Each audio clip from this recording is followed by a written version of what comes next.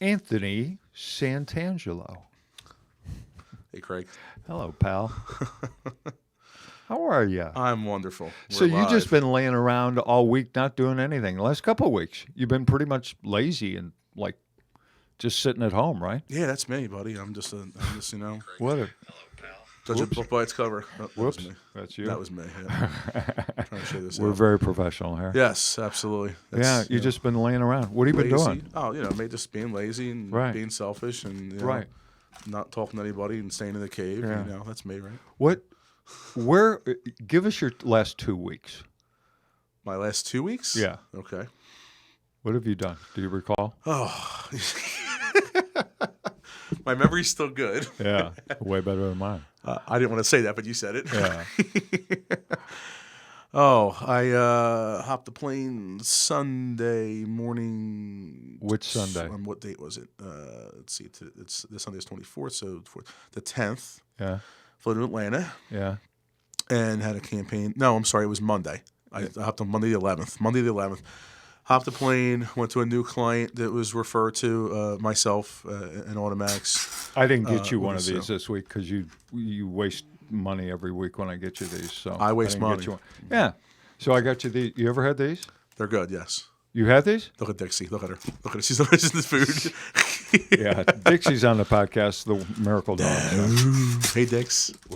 Here, Dix, I'll give you a liver treat. All right, so got what her was the it? most expensive. These literally? Right. This is the most expensive dog food and dog treats in the world. In the world. Yeah, Dr. Marty. If best- anyone's only heard the about best for them, Dixie. if you research this stuff, it's all real meat.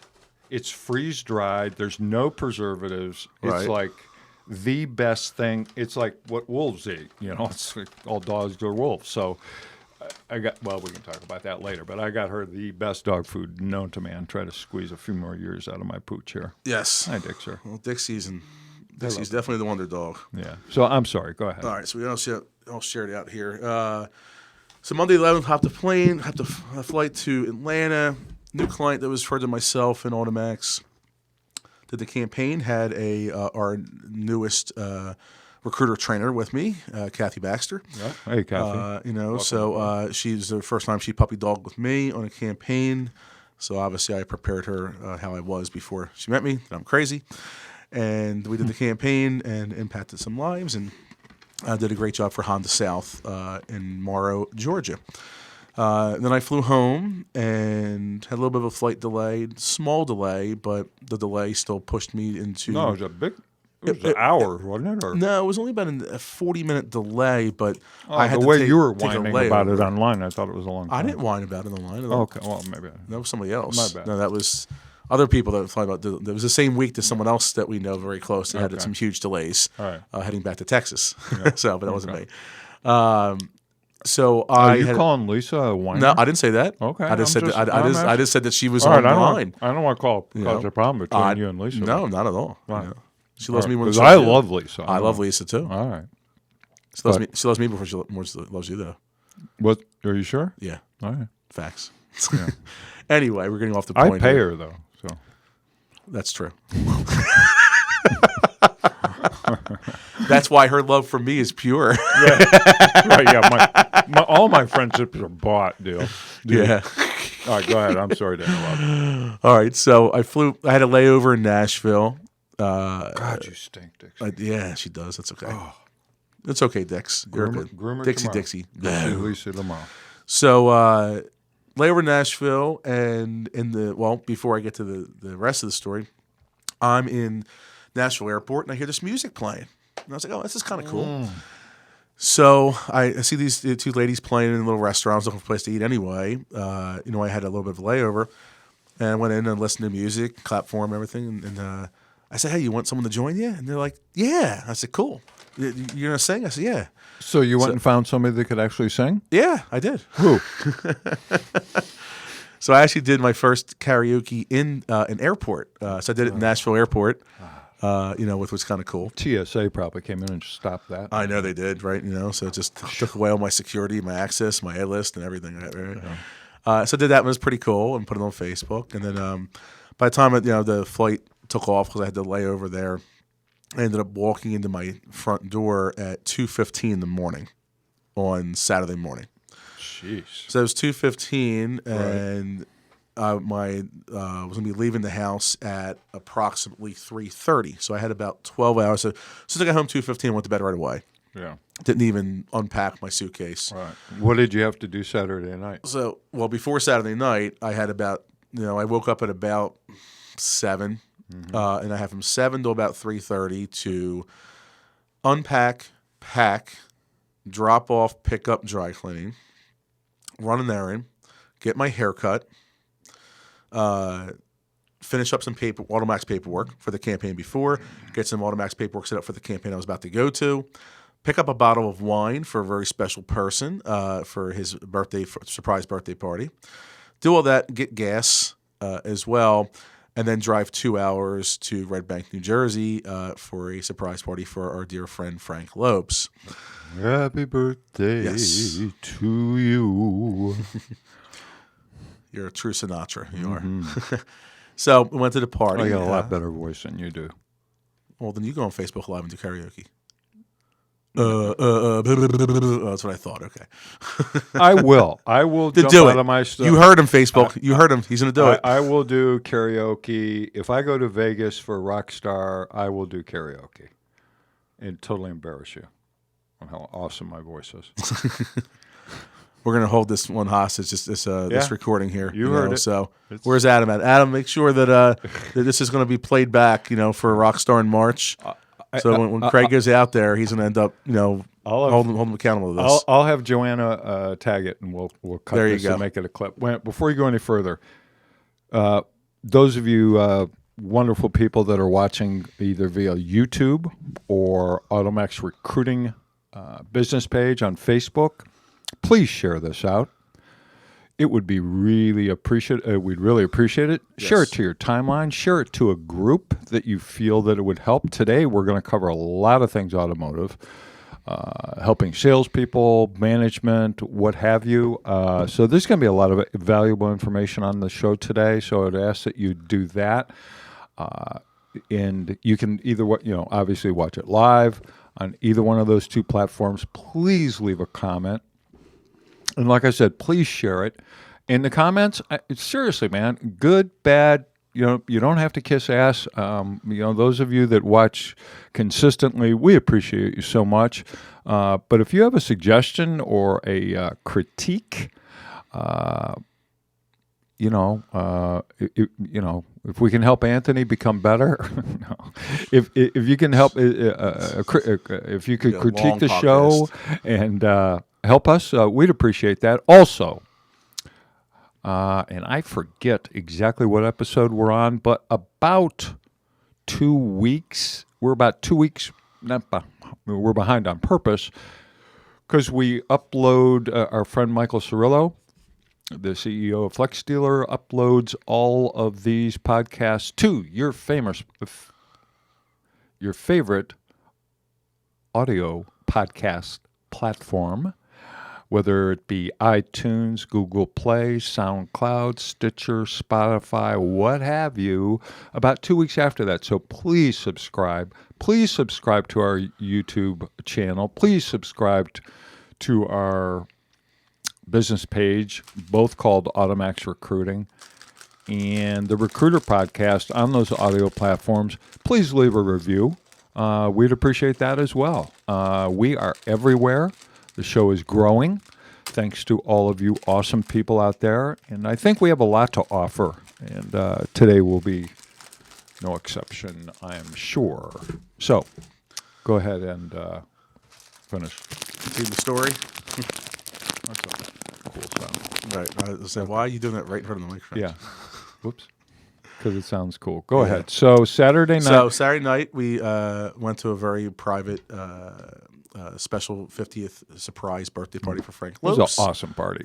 You were there, yes, you were there, and Joanna was there, which is awesome. Yeah. Lisa Copeland was there. Always good to see Lisa. Lots of people. Don't name drop, because then you're going to have to say everybody. So, did you see the table I was sitting at?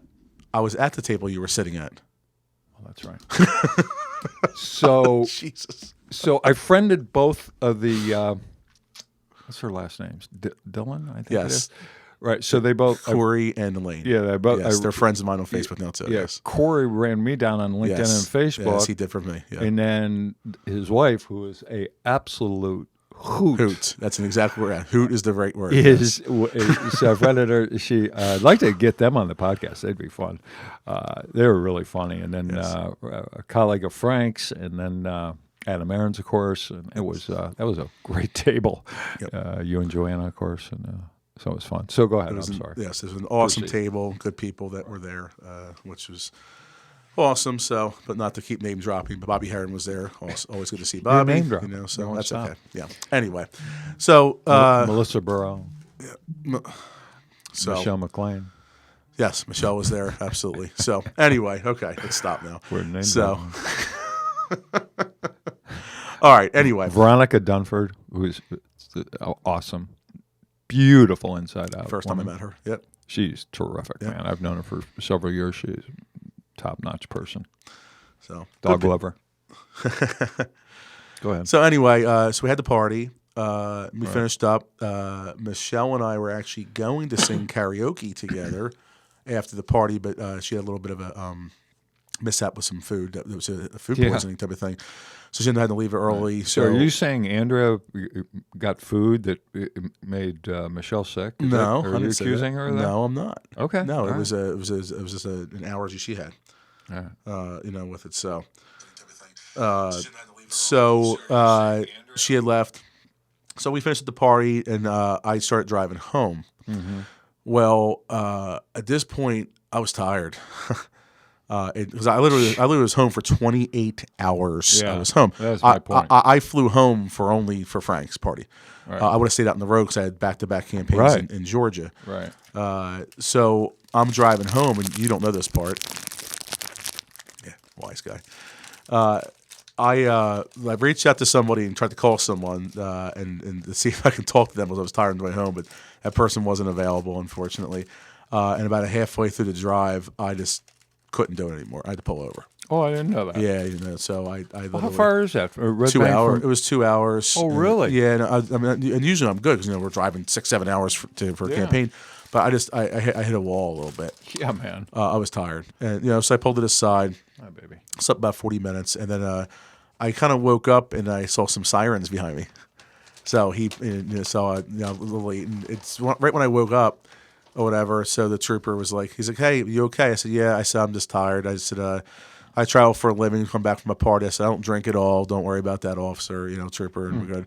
He said, "You sure you're okay?" I said, "Yeah." I said, "I actually wasn't getting going now." I said, "Actually, me talking to you actually woke me up a little bit." He said, "Okay." So I drove the other hour home. So I got home at 12:30ish or so. And then I was up at 5:30, 5:45, showered and finished packing because I didn't finish packing because I didn't run out of time to make sure I was at the party in time. I actually just got to the party about 7 minutes before Frank got there. Yeah. I mean, Andrea put in our private Facebook group with this, if you get there past 6:10, please wait. And she's very polite, which basically means don't you fucking go in there. Right. Otherwise, if you run the good surprise, I'll kill you, which is the Italian way of saying Andrea's Italian, with it. So I just got there in time, thank God. Yeah. With it. So I got up 5:30, 5:45, got in the car, and then I drove to Baltimore. So I flew to Baltimore and then went back to Atlanta. And then Sunday, I had someone I had met with in Sunday all day and down in Atlanta. And then Monday, I was in our new dealer client, another referral to myself and AutoMax with it at Voiles, Kia, and Hyundai with it. So I went and obviously did interviews all day. And then I had dinner with the awesome, amazing Becky Chernick Monday evening. With it, so did interviews Tuesday, had the Facebook show Tuesday evening. Then I had Russell Cherry on, who did a phenomenal job, that young man, with it. So big shout out to the Moss Nissan. Moss dealer group. Yep. So right. David Moss, the principal. Wow. I met him at David Villa's Culture Matters conference I spoke at, and Joe spoke at here a month ago now, I guess it was, down in Tampa. Yep. And what a top-notch guy, man. I mean, top-notch. And his, great group. Want to do business with you, David. So yes, we friend requested you. Yeah, it'll be awesome. So, not to mention your store obviously is my background, my whole entire background in my career, Nissan. with it. So we did that, finished up interviews Wednesday, and then yesterday. No, actually, before I get into that, there was a couple interviews this week that really. Let's get back to that. Just finish this up. You finish up? Okay. Yeah. So we finished the campaign up yesterday. Had a phenomenal class yesterday. 17, the general manager, Drew Tutton. General sales manager, John Hyam, sat in the training class. John was in the whole entire training, the GSM. That's and good. Drew was in there, I think he was about an hour in, and then he was there the whole entire time. And we did a group presentation. So they asked me how I wanted to do interviews. So I gave them both options, and I said, I think in this scenario, my read was I felt we should do a group presentation versus the one-on-ones. Well, you had a lot of people, right? Or, 17. Yeah. 17. How many did they want? to hire? 10. They hired 14. For that one store, or they have multiple stores? Kia and Hyundai. Oh, they have good. they have many stores, but Kia Right. and Hyundai was where the focus was. Gotcha. With it. So it took 14, 5 women, 2 veterans, Awesome. which is awesome. So I decided I said I want to call an audible. I want to do group presentation versus one-on-one. I think that's the right thing, because I was sensing throughout the training when I teach, I bounce around the room, as you know, and I'm sensing that energy. I'm feeling the energy there, and I said that's a good thing to do this presentation Yeah. together versus one-on-one. Yeah, good call. And the whole entire management staff, Craig, GM Drew, GSM John, and all the managers were all in there at the same time. 2 of the managers, this is the perfect example of employee retention here. 2 of the managers, Kendra over in Kia, yes, female sales manager, and my friend Sean Weatherby, who I knew before I got to the dealership, both were off and came in on their day off because they wanted to be part of the interview Sean process. is what's his position there? Sales manager. Yeah. Yep. So they came in on their day off, with it, and did a group presentation, which was phenomenal. And then flew home last night, drove home, got to the house about 10:30. Literally just put my bags down, plopped on the couch, turned on the Texan Colt game. I remember about 3 minutes of it, and I was out like that. Woke up midnight on the couch and literally dried myself upstairs and went to bed. And I was up at 5:30 this morning, so got to swim in, did some paperwork, did some phone calls, talked to Ernie driving over here, actually, with it. So now I'm here with you. Yeah. So that's, So you haven't been laying around, so everything I said was a lie. I'm just a lazy SOB. That's me. Yeah. Right. So. So, again, everybody, if you would, please, thanks for joining us. Please share this out. Groups, timelines, like, comment, either on our YouTube channel, AutoMax Recruiting, or our Facebook page, AutoMax Recruiting, or all the audio platforms, pretty much all of them. Adam, see if you can get the AutoMax hat in the shot too here. Yeah, represent the AutoMax hat. So We'll get that. that's possible. AutoMax. So the reason I started with that, anything else I want to do? No, we'll get into the live reads and our friends of the sponsor, friends of the program. There we go. Thank you, Adam. Thanks. Millionaire producer Adam at All Systems Go AV. Hey, that's another thing I want to talk about briefly. If you are interested in podcasting, and if not, I don't know why not. It is really a good way to present content. It is a really great way to get your message out. It's fun.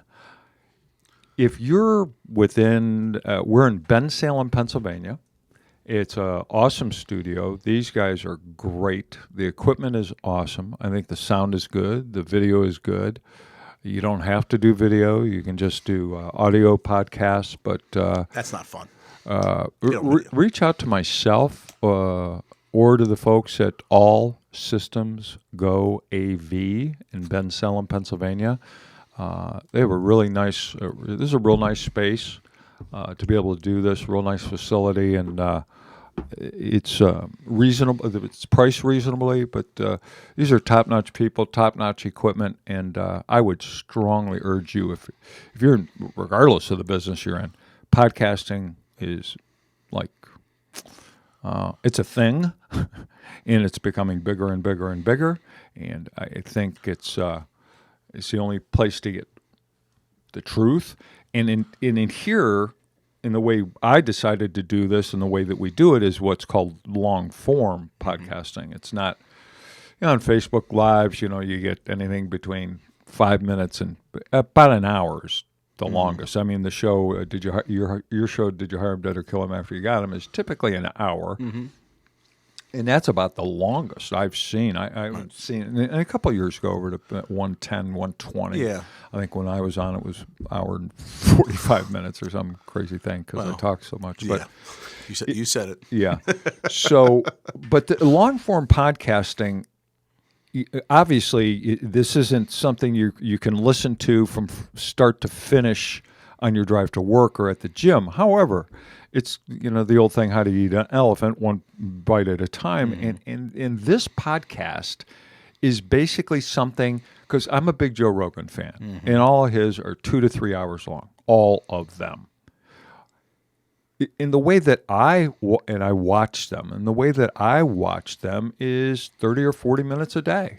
And, it takes me 3 or 4 days to get through one podcast, but that's the way that I do it. And it's the information, you can just dive deeper on subjects and really get to know your guests and let the guest really go on his or her information and content that we put out to people. And I think it just gives a better understanding of the topic at hand. And it gives us an opportunity to really dive deep into solutions instead of just half-hour sound bites. Right. It's just, and I mean, and there's nothing wrong with that. It's great. All forms are awesome.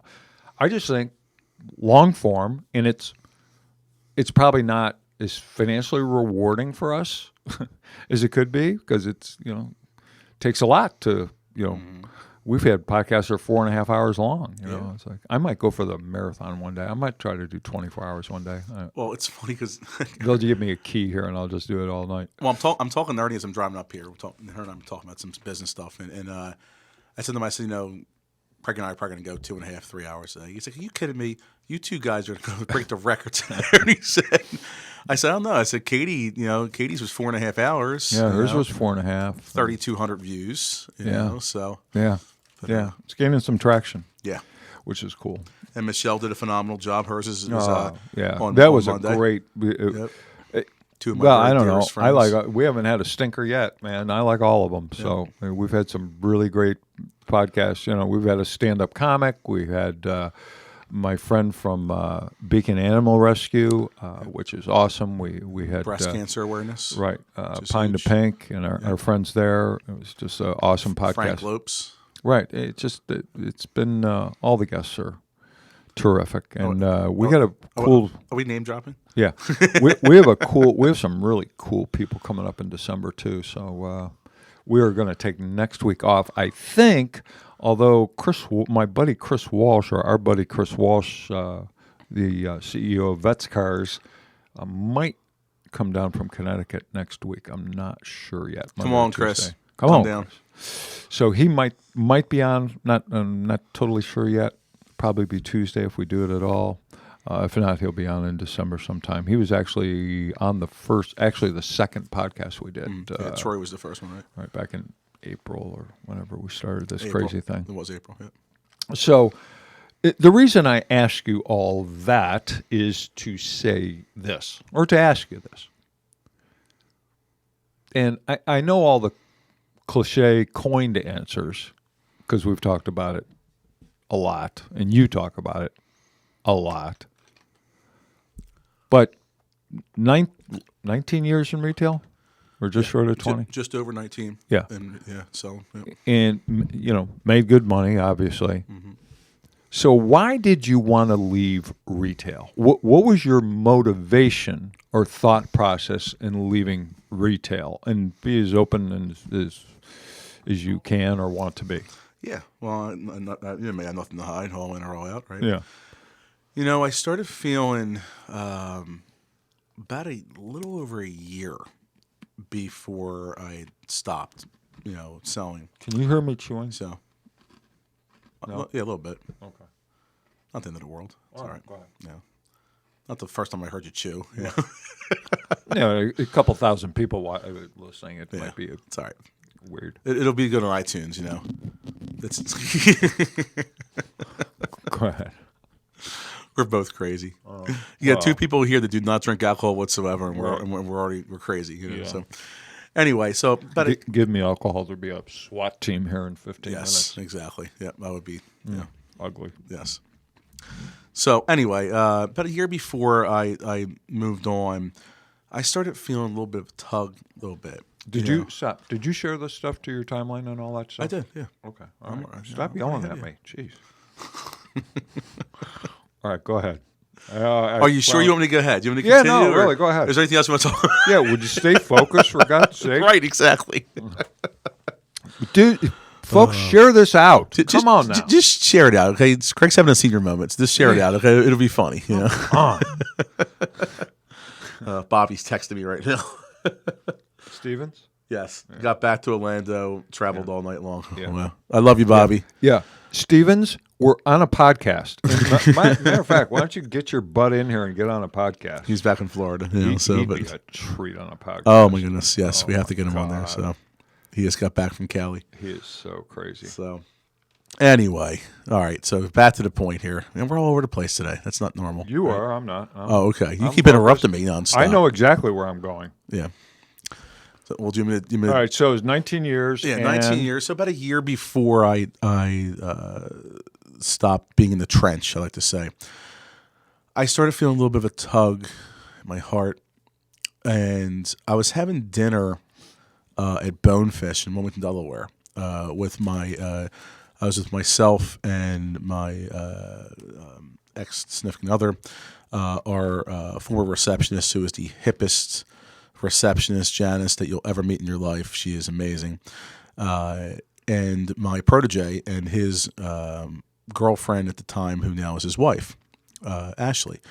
And Janice and Ashley and Christine were talking, and Fareed and I were talking, my protege. And that night, he was mentoring me, and he had said to me, everything you're doing, and you've done so much in the automotive industry, and obviously you taught me these things. You taught me how to work deals, and I have what I have because of you now. I have a girlfriend, I have my own house. I'm making over 6 figures a year, all these things and everything. He said, but, there's more that you can do. There's more that you can do. And I see the stress, and you really got there, and I'm sitting there, I'm listening to him as we're eating, and he was mentoring me that night, and the wheels started turning, from what Fareed had said something that to me, and I started thinking about, maybe there is more than just working deals bell to bell almost every day. I mean, I was 0.7 of a mile from my house, literally less than a mile away, sitting on appointments, had my owner's ear. Pretty much nobody could tell me what to do because my owner had my back, and just doing my thing. Here, taking up. No, I'm also having appointments. And just I worked my own deals. I mean, I basically was a salesperson, but I was a manager. I had access. I didn't call my own shots. Here, just time to get ready. That's all it was. How much we making? Don't worry about it. Time to get ready. I mean, that was like the conversation I had. Just just hit the corner cleanup. Yep. And I started feeling that, and I started to feel that tug on my heart that maybe it was time to give back. So I opened up a Twitter account. Started doing some videos and pushing the shove, and I just felt like it was time to start applying to be a trainer somewhere. And I thought, okay. Why? I wanted to But go. here again, why? What about retail? There had to be, here, I'll load your lips. Hours, politics, income, didn't feel you could go any further up the ladder. Why did you leave specifically? Hours weren't the problem at all. I wouldn't expect that. Yeah. Yeah. That's not an issue for me at all. Although it is a grind. It's a grind. It's a different kind of tired. You can be at a dealership and sell 3 cars in a day or 30 cars in a day. And when you're there 13, 14 hours, Yep. both of them, actually, it's worse when it's slow. I mean, I'd go home and like remote in my hand and just like a freaking zombie, man. Yep. So You're right. as hard as you work and travel and so forth and all the other recruiter trainers, the 20 people we got or whatever it is, I shouldn't say it's 20. I mean, that's hard work because when you factor in the travel, but it's not anything like it is in a car dealership, right? I mean, it's a different kind of tired and because it emotionally drains you when you're on the road. Wouldn't you agree? Or I do. Well, it's not, we're not in a store from 9 to 9. every day. Or in my case, our store was a late store. So there's many times I'm leaving the store at 10, 10:30, 11. I've been in store as late as 2 in the morning working deals. Yeah. You know, now I had no commute. That was the reason why I was 7/10 of a mile away from my house, from the dealership. But it was to answer your question. The hours weren't a problem. Politics, yeah, a little bit. I didn't. I think you've used this before in your past. You didn't always play nicely with others. Right. That was me. I was a selfish prick at times when I was in the dealership. I was always honest and ethical, but it was always about me, Anthony. And I was kind of like that dog that if I'm eating my food and someone comes near me, I'm going to growl at him. And that was me. And that was like that. And there was many times I went up to my owner's office, and I'm blowing a gasket and my hands are moving. And how you know Italian's talking, his hands are moving. And I'm just, just dropping every word possible. This person, blah, blah, blah, this and that. And everything. And Pete's just listening to me. And a lot of times Pete took my side. Other times he said, no, this is how it has to be. Well, yeah, it's my store. Okay, I get it. But a lot of times he did side with me. And I was a prima donna. And I was wrong, the bottom line. Yeah. And so that was part of it. And my weight, I was considerably heavier back then. At one point in 2011, I was 365 pounds. Whoa. At one point. So the way I was going, Craig, I probably was going to die of a heart attack in the showroom. I really was. Yeah, I've actually experienced that, actually. You had a heart attack? Yeah, manager died at the desk. In Ohio? Yeah, one of my guys. Yeah, I remember you telling me that. Yeah. And that's the real thing. And I've heard stories of guys eating a cheesesteak, obviously me being from Philly, and dying at the desk, like literally passing out at the desk, and the coroner's coming. The coroner's not the healthiest position out there. So I started feeling that and the aggravation and some of the politics, but that was only part of it. The other part of it is I felt like there was something more I could do. I could have been a manager, could have been a GSM. I'm not qualified to be a GM. I don't know how to run the back of the store service, but I can run a whole entire sales department and be a GSM. But I didn't want to go that route. And I felt like I've really accomplished what I could accomplish, in doing what I did. I was literally nationally ranked with Nissan. When I finished, I was in the top 1% Nissan North America for what they called CSI at the time, which is now called KPI. I was at 99.8%. It wasn't for my dazzling personality. It was because of my repeat business, where they just came back to me and just put 10s every day for everything because they trusted me and liked me, right? Type of thing. So I had it made from that standpoint. And again, no commute. I mean, less than a mile from my house. Yeah, that's like unusual. None. That's a beautiful thing. I mean, just doing whatever I wanted to do, so. But there was that tug in my heart to give back. So I was not a social media guy. I was on LinkedIn. And really? Yeah, believe it or not. I was on LinkedIn thanks to my customer, who is my realtor, Suzette Webb. She suggested to me back in 2013 to get on LinkedIn. So I was on LinkedIn, but I didn't really do anything with it at all. But I opened a Twitter account my last 6 months selling cars. So my Twitter account's at Poker Car Guy. I was a poker player in the car industry. Last time I checked, I'm a guy, so I did that and started doing some little 45-second spots. This is the Poker Car Guy with tip of the day. I started doing a couple of those things, but then I started feeling like I wanted to branch out. So I reached out to CBT News, Jim and Bridget Fitzpatrick, and called them a lot, and I actually got on their show. With it. So, and now Jim actually is a regular watcher of the Chire Him Dead or Kill Me After You Got Him. And I had a chance last year to fly to Atlanta. He watches a lot of podcasts, and he's engaged. Oh, yeah. Yeah. Tons of questions. He doesn't watch this, though. That's because he's filming content this time of the day. Yeah. That's true, right? They're in the studio, which I've been in the studio, and I actually have done that. And I haven't been in their new studio. I hear it's awesome. I was in the old one, which was pretty awesome too. Yep. I did a show down there a couple of years ago. Well, you should get down there because I was there. I was there a year ago this month. I flew down. Is that how long ago? Yeah, it was November last year. So I did a show with Jim and Bridget, and then I did, of course, F&I Today with my very dear friend Becky Chernick, who's just amazing. Becky, you need to get up here and be on the show. Her and I have talked about this, and we're trying to figure it out, and just we're trying to put it together. So, but one of the best, if not the best, F&I trainer in the country. No disrespect to anyone else out there, our friends, but obviously Becky and I are very close. So, so I started to do that, and I applied to training companies. I thought, okay, hey, 2 decades in the business, phenomenal CSI, people are going to give me a chance. And just like it was back in 1997, I was rejected, and 6 different training companies passed on me. One of them I went up the ladder pretty far. It was a out of the country training company that wasn't part of the United States. And the last second they said, we're going to pass on you. And I was like, why? Well, you never were an owner or a GM before. I said, but you know that the whole time. Who was it? What training company? I don't want to say the company, but I'll tell you off camera. But it's why? But, write it down. So I don't think you've ever heard them before, but but I haven't heard of them. You might not have, because when I mentioned it to Ernie during the initial phone interview, Ernie never heard of him before at that time either. So I wanted to. It's going to be. Did you apply with Verdi? I did. Yeah. And that was me too. Yeah. Yeah. I remember you telling me that. Yeah. With it. So, but I never heard of that. I didn't think so. So. Yeah, they're a different country, but they made me jump through my hoops, and I had to get a passport and all that, which I got, which I'm happy I did, because I didn't know how down the road I was going to be using that, right?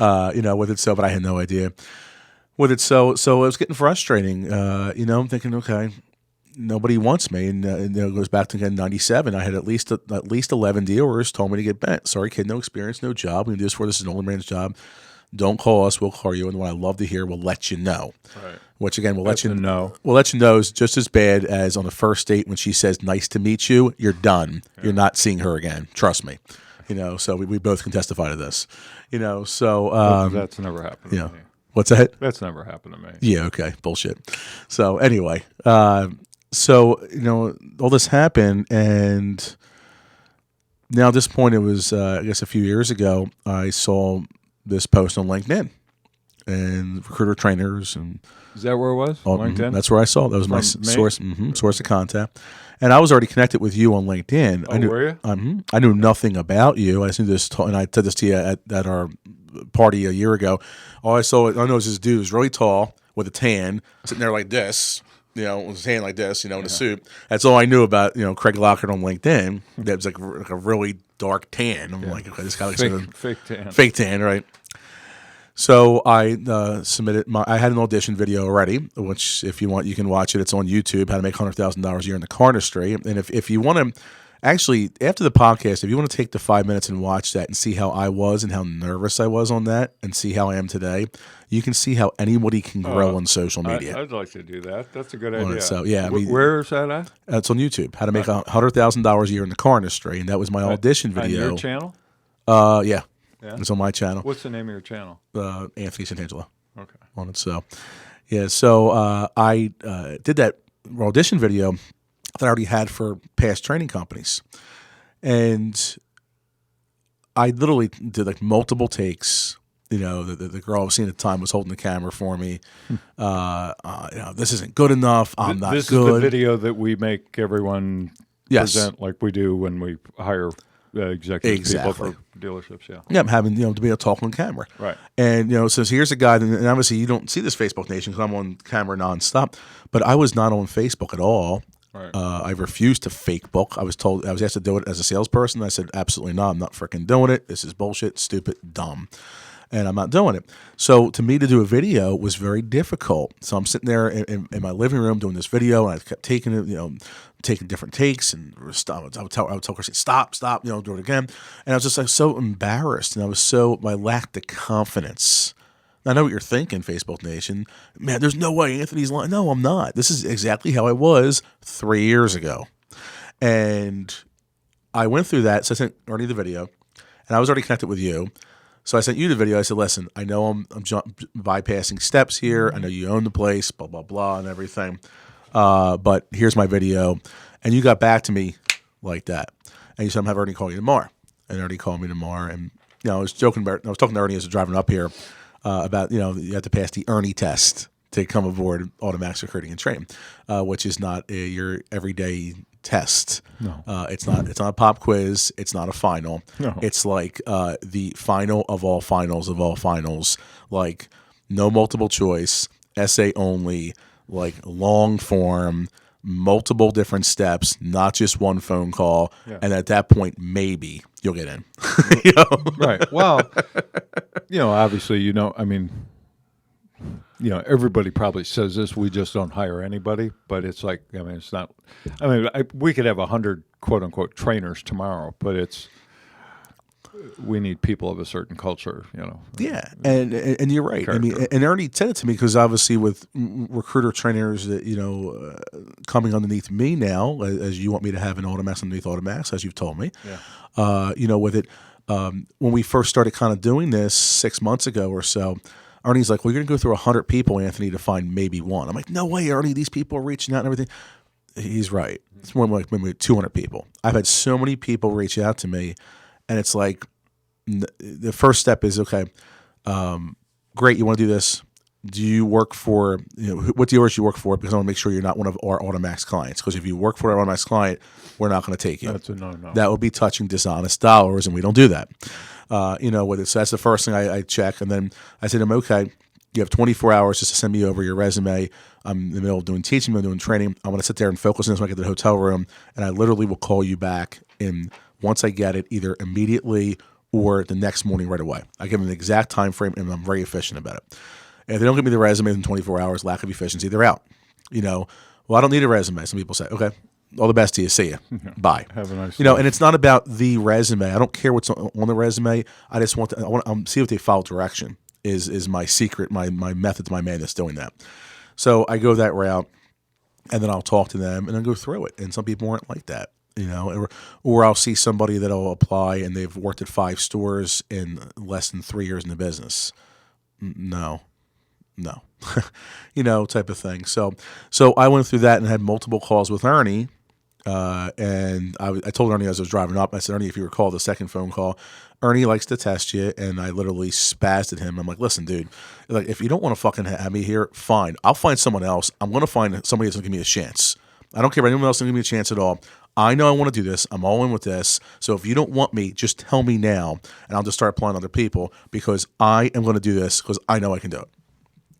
And if anyone knows Ernie and I are very opposite personalities, so God knows why he even continued in the conversation with me after I did that. And I said to him just like that, and probably even louder. But we had a third conversation with it, and then I got to you. And I remember where I was at, actually, when we set the phone call. I was in Maryland. Because at the time I was playing poker, and so we set up the phone call. So I went to the room I was staying at and made sure I finished up my poker session to sit there and focus on your call. So I literally about 5 minutes before the call, I'm sitting there with my phone in front of me like this, and I have my information in front of me, just waiting for your call, like this. I don't think I ever told you that before. And you said to me, I don't care your background and all that. Tell me something I don't know. I want to know about you as a person. And I was like, wow, I wasn't prepared for this. So I just kind of told you me as a person and my background, and it's almost like you were like interviewing me. The John that told me after you got him, so to speak, And we had probably a 40-minute conversation or whatever, and then things progressed. So then you did our train the trainer, because back then you were doing train the trainer with it. So actually, I was the last person that had the privilege to have you do train the trainer. Yeah, well, yeah, So. minus the privilege thing. Yes, you're absolutely right. No, yeah. it was a privilege. Because my guess is you're probably not going to continue doing that anymore in the future. You've been having me do that, Yeah. type of thing on it. So in the second day in Train the Trainer in Jersey, you said to me, you told me 2 things. One, you told me I'm an interesting character. That's what you said to me. And I was like, great. That didn't change. Yeah, I heard. And then you said, you have Facebook, Aunt? No. Why did you know Facebook? I was like, why? He said, well, that's what we do. I'm like, what did I tell you? Facebook's dumb, Craig. Just like that. As I got LinkedIn and Twitter, he's like, that's nice, and you on Facebook. So Facebook is dumb. Yeah. However, there's 7 billion people in the world, and 2.4 billion are on Facebook. So, hi, Dix. You want a liver treat? That a girl. No. Good job, Dixie. That's my good girl. So I got he said to get on Facebook, so we had homework assignments. It was just Brian and I, and so I'm doing that. So I made a phone. Was just you and Brian? Just me and Brian. Oh, that's right. Yeah. And so I called my ex significant other, and I said to her, I said, she goes, "How's it going?" I said, "It's going great." And I said, "I need you to help me some." "Okay, what do you need?" And I said, "I need you to open a Facebook account for me." And she was laughing her ass off. She's like, "Who are you? You are not Anthony Santangelo." I'm like, "I know. Like, I don't want to do it, but I really want this." So, and this is what we teach across the country for AutoMax. Are you willing to step out of your comfort zone to achieve greatness and to get to the next level? And I had this was staring in my face. Because it basically the way it was presented to me was, you join Facebook or you're not going to be part of the team. And I really wanted this, and so I did it and joined Facebook. I don't know how to use it. I don't do this. And I'm just weird. And now it's like I don't know what I would do without Facebook. Which is really crazy. 90% of my personal business is from Facebook. Yeah, or LinkedIn. It's. I think you've been booked out. You've booked yourself out rather for 5 consecutive months. Yeah. Am I right about that? Yeah. And that's for those of you that don't know our world. It makes our trainers a little bit more money when they book themselves out because it's less work for us. So there's an advantage there, obviously. And you guys are getting a raise at the beginning of the year that'll be announced soon that you'll right in your wheelhouse, pal. So you're welcome. I thanked you for your generosity Saturday when you told me that. Right. So I get to see Craig a little more than the average trainer. So the social is important from a lot of aspects. The good part of it is awesome. The bad part of it is putrid. Used for good, it's good. Well, I think you said about anything. Yeah, I'm sure. That's too much true. of anything is not good. Yeah.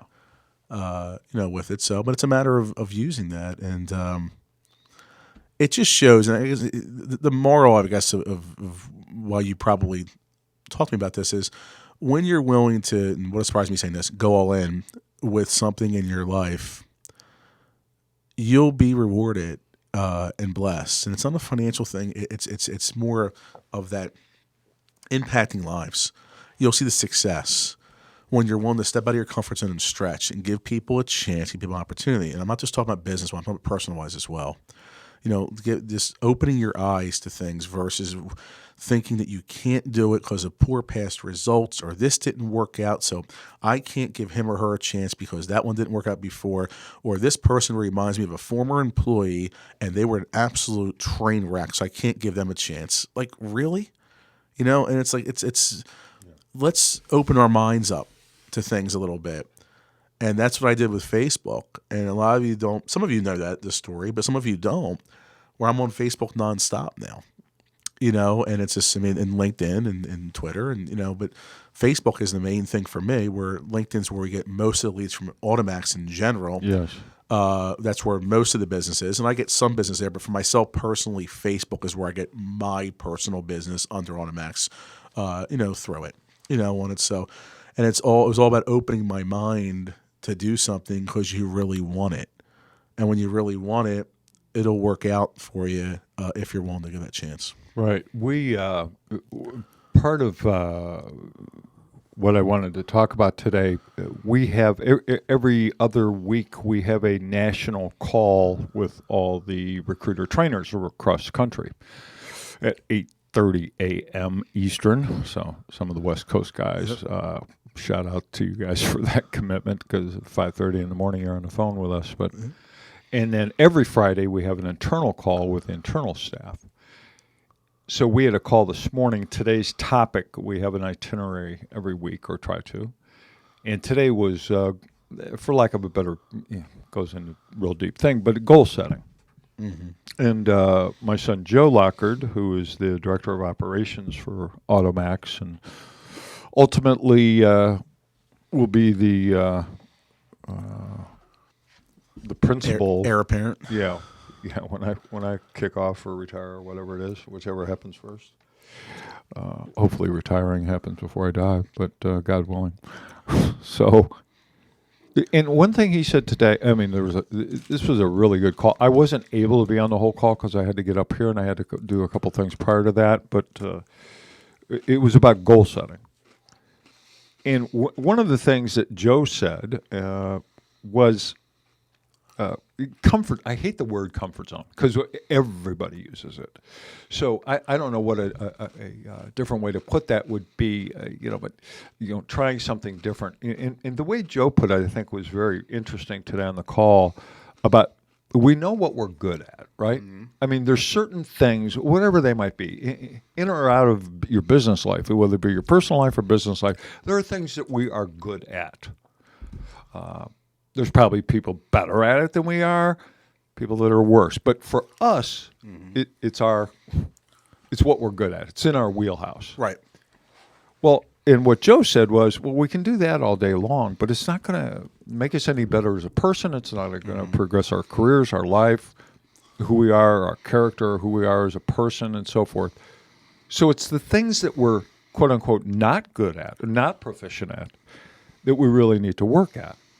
And so each one of us stated our goals, and then we talked about goal setting a little bit and the importance of writing it down and making them attainable and having a specific date involved and looking at it every day and how to measure it.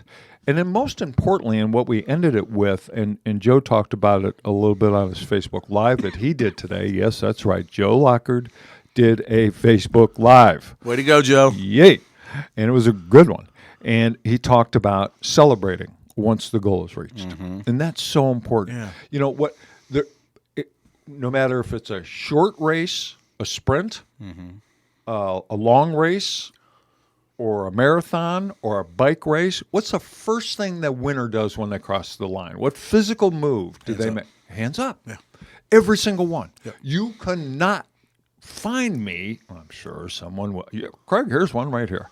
Yeah. But it's like 99.9% of the time, the winner celebrates when they hit that tape, right? Yeah. That's celebrating reaching your goal. Even in football, what is the referee signal for a touchdown? Right. Hands up. Right? And there's a celebration. Right. I mean, Joe Montana in the 80s and 90s, he literally, just every time he threw a touchdown pass or handed the ball to Roger Craig or Rathman, hands up. Every time Montana did that.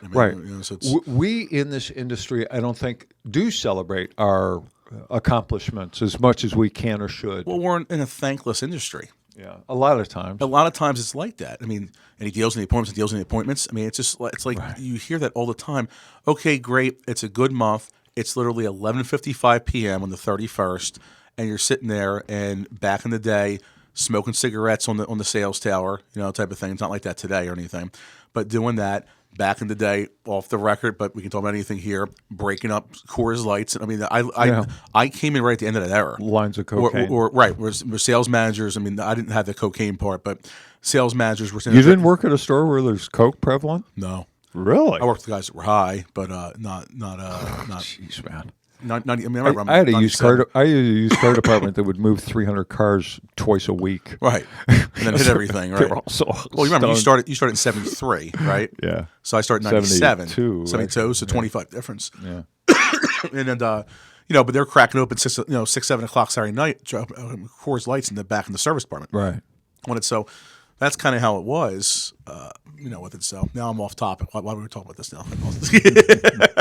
We're telling those war stories now. Well, that's okay. The thing I wanted to, cause we have two audiences on this podcast. Oh, thankless job. That's what it was. Right. So it's 11. All right, go ahead. Yes, I'm sorry. 11:55 at night. Great, good job. Way to go. We'll see you 9 o'clock in the morning.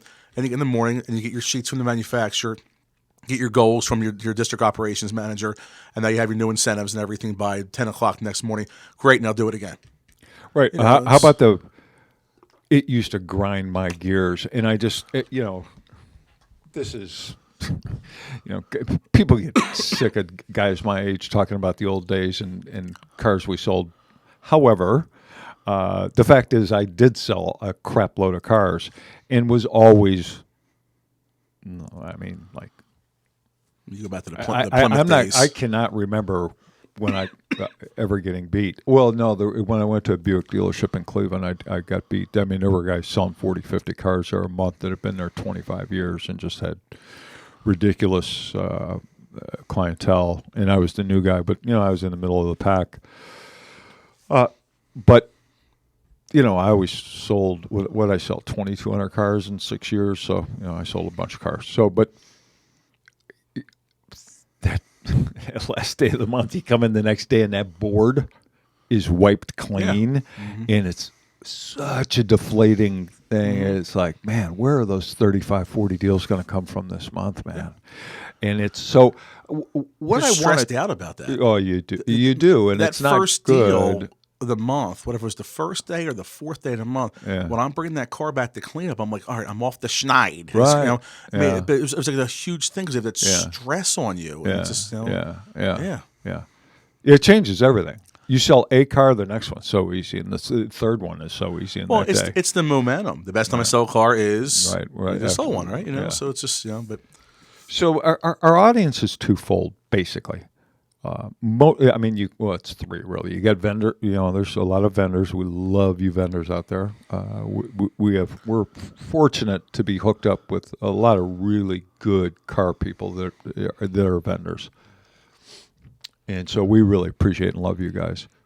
And we also have salespeople, either new hires, relatively new in the business, green peas, if you would, or veteran salespeople, management owners. There's a lot of different people that watch this. So let's talk about some tips, encouragement, some direction for salespeople. Whether you've been in the business for a month or 10 years, I just happened to stumble on last night because I was checking out. Because I saw it as a pinned tweet on your Twitter when you were on the show, the podcast. What's it called? Dealer Talk, right? Dealer Talk. Yep. What are those guys' names? I'm sorry, it's so rude. Do you recall? Sorry, I put you in a bad position. All right, but at any rate, I'm going to find it one second. I'm just drawing a blank. Dealer Talk is a really. I enjoyed it last night, and I don't know if you guys have checked this guy out. He goes by Bowtie Terrence. Does that ring a bell with you, Anthony? Bowtie Terrence? Yes. He's on Instagram. I check this guy out. So what this guy has done is he spends hours of putting together, he lays down tracks from YouTube for a beat, and then he does all the vocals. And it's hip-hop, and it's like legit hip-hop.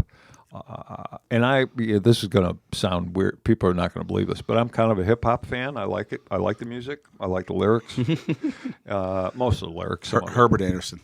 Yeah, real good podcast. It was Dealer Talk, right? Dealer Talk podcast. Yep, it's not video, Herbert but Anderson. Yep. it's on all the it's platforms. Audio. Yeah, it's on video. It's on audio. But it's I got on off Apple Play app. So. They had this Terrence on, and he talked about his background, which was pretty interesting. But his thing were these videos, and that led to his personal branding and so forth. And it gets a little tricky because some dealers are all in on that, some are not. So and you got to kind of please a lot of people there because it's if I'm running a store.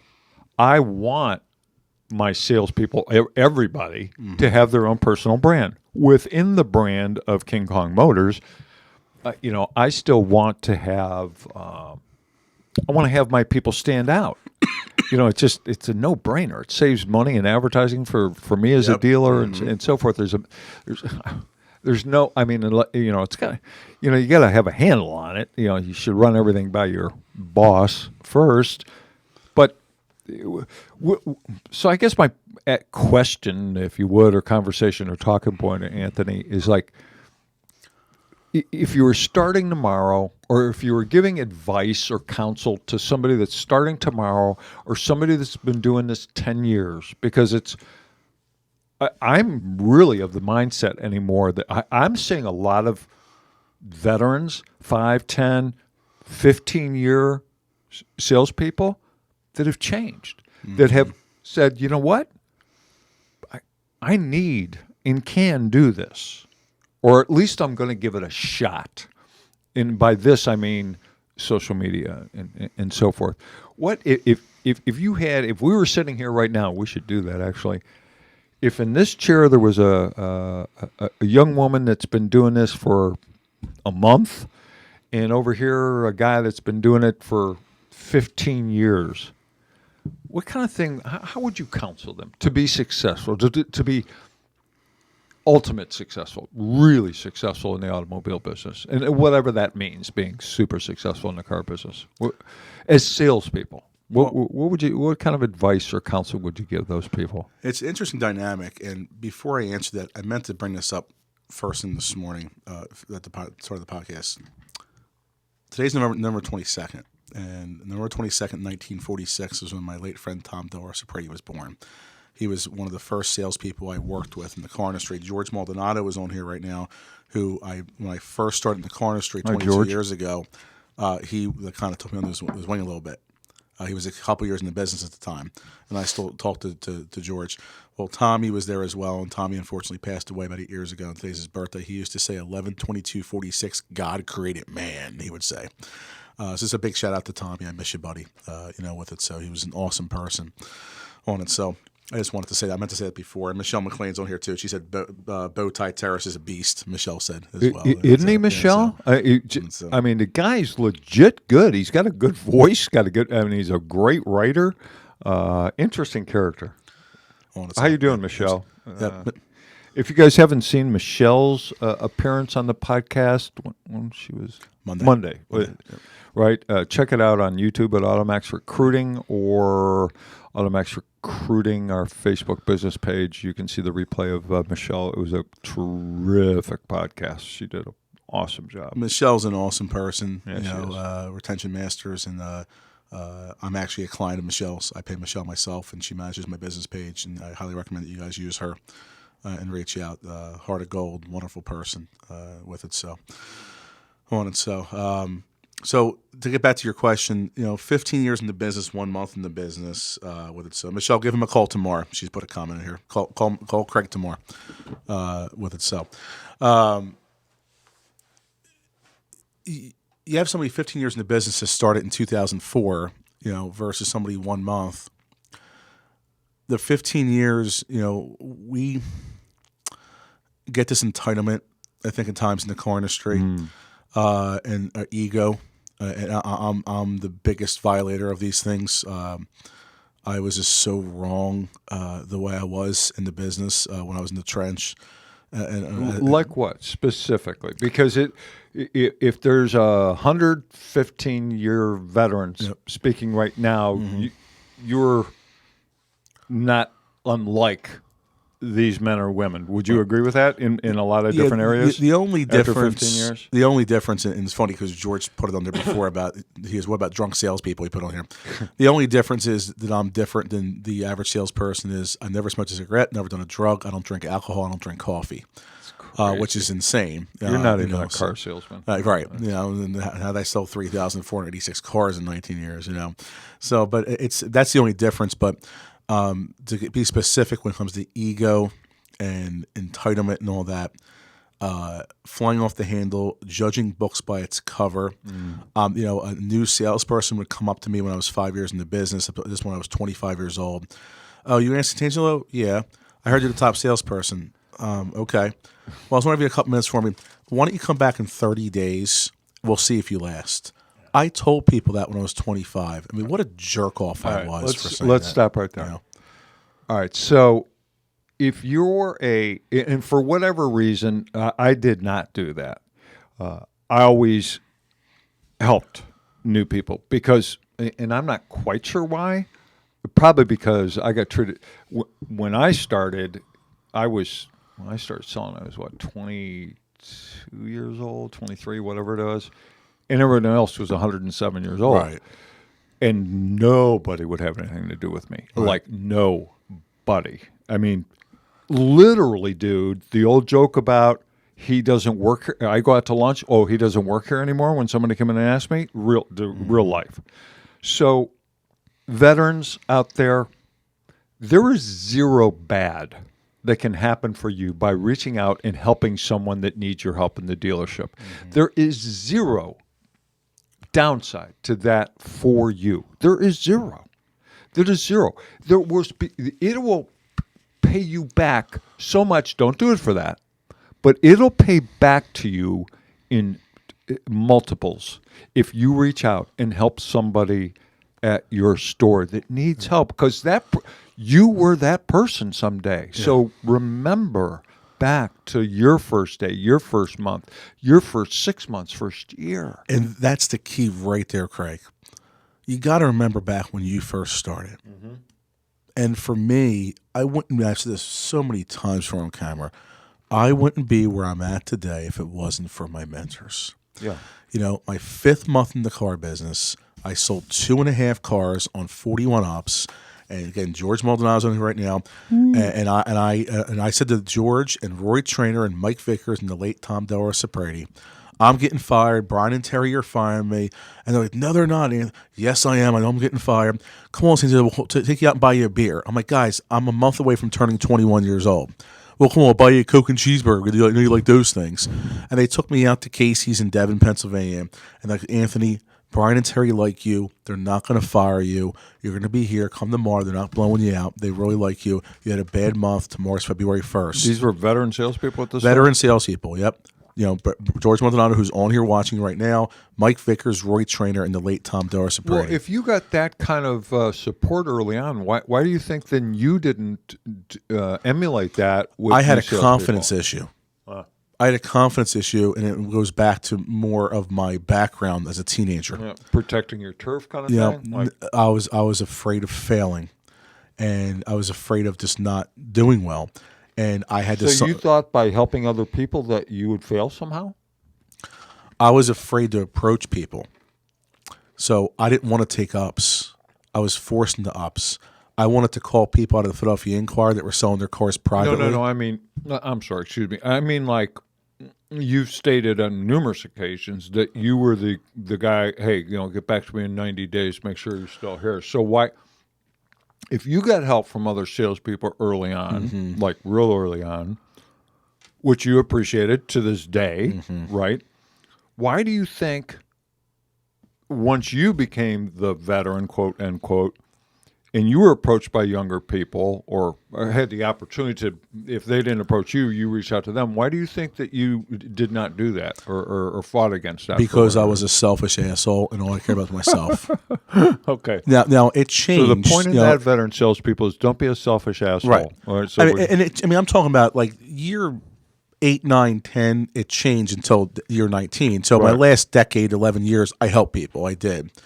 But I was still selfish.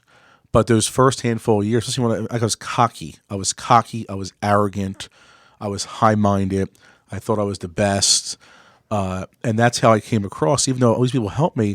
And to go with the story, the next day, God bless Brian Anderson, and a big shout-out to our client, RK, Subaru, Kia, and Toyota in Vineland, New Jersey, where Brian works now. Brian trained me, and I wouldn't be where I'm at today if it wasn't for Brian Anderson. And he helped me, and just God bless him so much. He was a rookie manager when I was a rookie salesperson. Brian and I were about 4.5 years apart in age. He's 4.5 years older than me. And he helped me, and that next month I was a top salesperson. So I had the help and support, even though I was the kid. And I'm talking about everyone was like 12 years. George, I don't know. I think George is 12 years older than me. I think George is the next closest one. Everyone else is 12 plus years older than me. So you're age shaming now. That's social okay. justice warrior. Well, whatever. I was 20, 21 years old, and and at this point I was 20. So I went through that, and then it's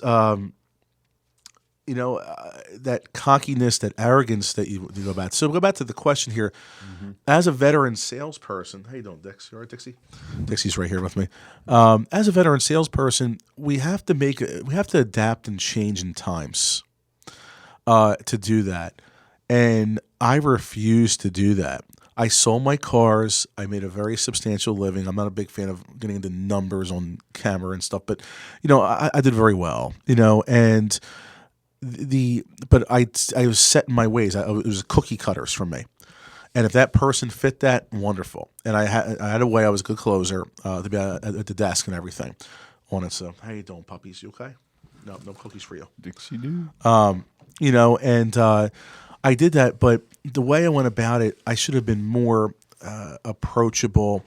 I should have been more helpful with people, and that's the Why? key. Why? Yeah, why? Well- why should a veteran salesperson help a newer salesperson? Well, it goes back to your point. We were brand new once too, and this also goes back to being a young manager as well. When you're a first, second year manager, don't let things get to your head, guys and ladies. It's like That's hard, man. It's hard. It's very. I was having a conversation with a manager last night on the phone. I was driving home from BWI Airport. And I'm talking on the phone, and he had told me about he feels like this person really it's gotten to his head, this higher up. And I was feeling for him. I was just hearing him out because him and I are friends. And it's just you go through these things, and it's difficult. It's such a struggle because in the car industry, success is power, money's power. That's why there's a lot of addictions, unfortunately, in the car industry as well, where you can battle things, whatever it may be, and it can really ruin you if you don't know how to curb it. And you have to remember back to when you started brand new.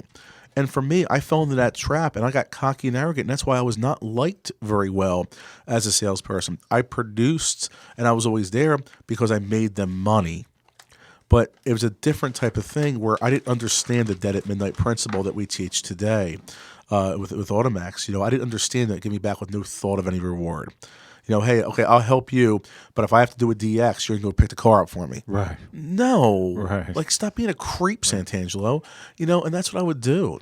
Come here. You want to get on camera, Dixie? Want to sell. Come on. Come on. Come on. Come on. Oh, Come on. Jump. Jump. she wants the food, yeah. Come on. Come on, Dixie. Adam, show this on camera. You're too old, honey. Come on. Come on, baby. Right. There you go. Good job, sweetheart. puppies. All right, go lay down. On its I'm sorry. but it's just, and Michelle said it best here. Loving other people is power, and it is. But I didn't get that as a young, cocky, arrogant, selfish salesperson. Now I got it toward the end of my career. My protege Fareed Abamar, I'm so proud of. I'm so proud of him. And I said to him literally a week ago, "You've surpassed me in what you've done as a salesperson." And he said, "Don't say that." I said, "No, you have. And it doesn't do with money. He's doing great. It's more he'll run things by me. I'm like, wow, I didn't even think about that to do that. And I'm proud of him that. And when he came aboard, he was living at home with his mom. He had worked at Office Depot making $8.50 an hour, no girlfriend, didn't have any money, and now he owns a house. He's married to the beautiful Ashley. He's raising Jace, his stepson, and he has his own biological child, Dominic, my little entrepreneur. He's just over a year old now. With it, and he's well on his way to just being successful, and I'm really proud of him. So there's people I helped down the road, but early on, no, I was so wrong. And that's why I always give credit to mentors, and that's why, and this is going into being a trainer.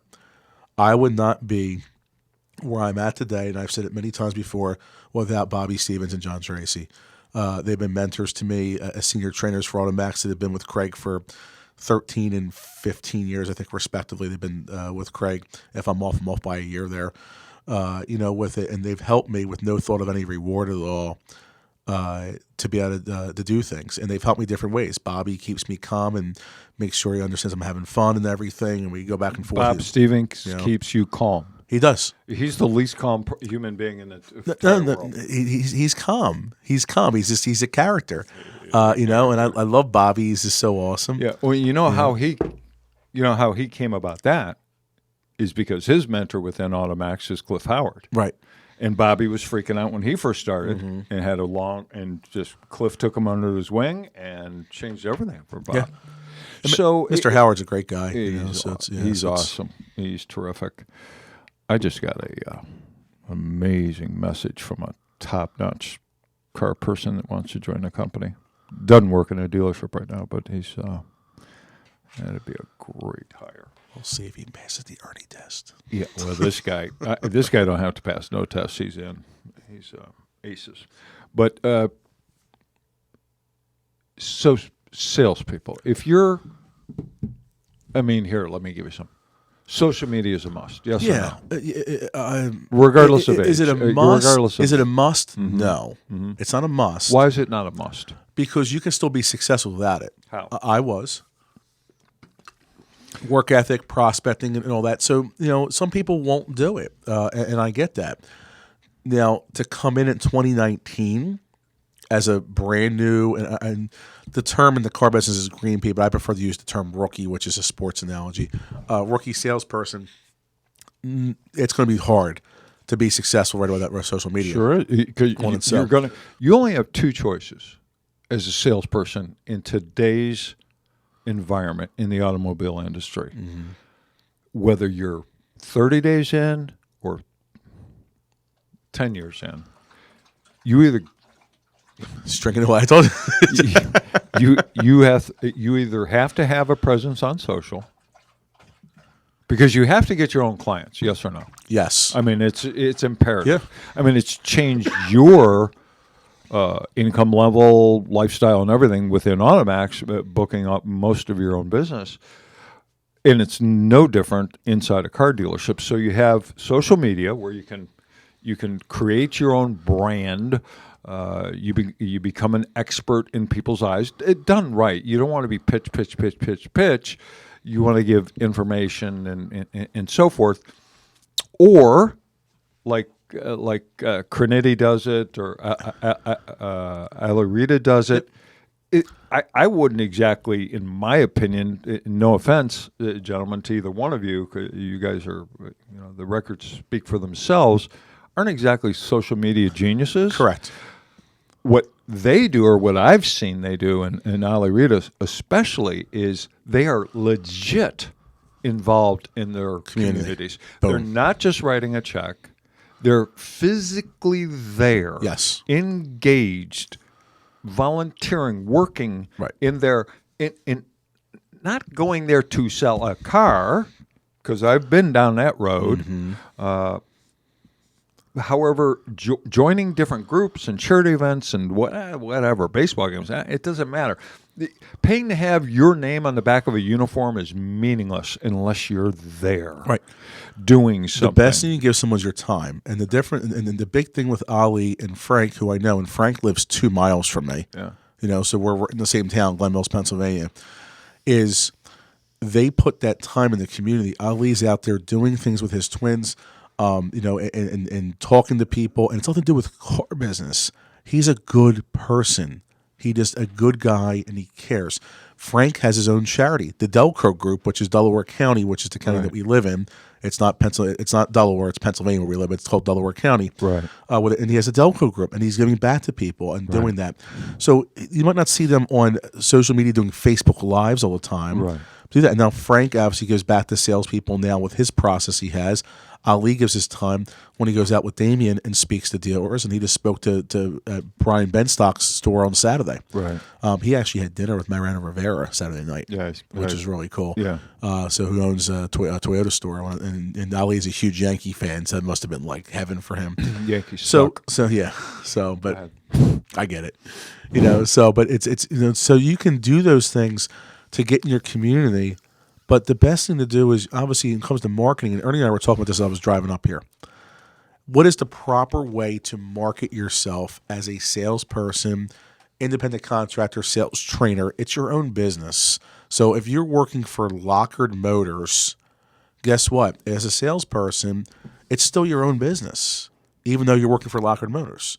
AutoMax recruiting and training. Okay, I'm not a W-2 with Craig. I'm not an employee technically. I represent him, but it's still myself that I represent. But then how do you do that? Are you always promoting me? Come buy this car, this cherry trading with 20,000 miles on it, and it's 5 years old. Me, and doing that all the time? Or are you promoting your dealership? Right. Well, what you do and what you've been doing more of lately is you're pulling articles from our website and or finding other articles about onboarding and so forth on the web and you've been sharing that's what experts do, is they share other experts' information.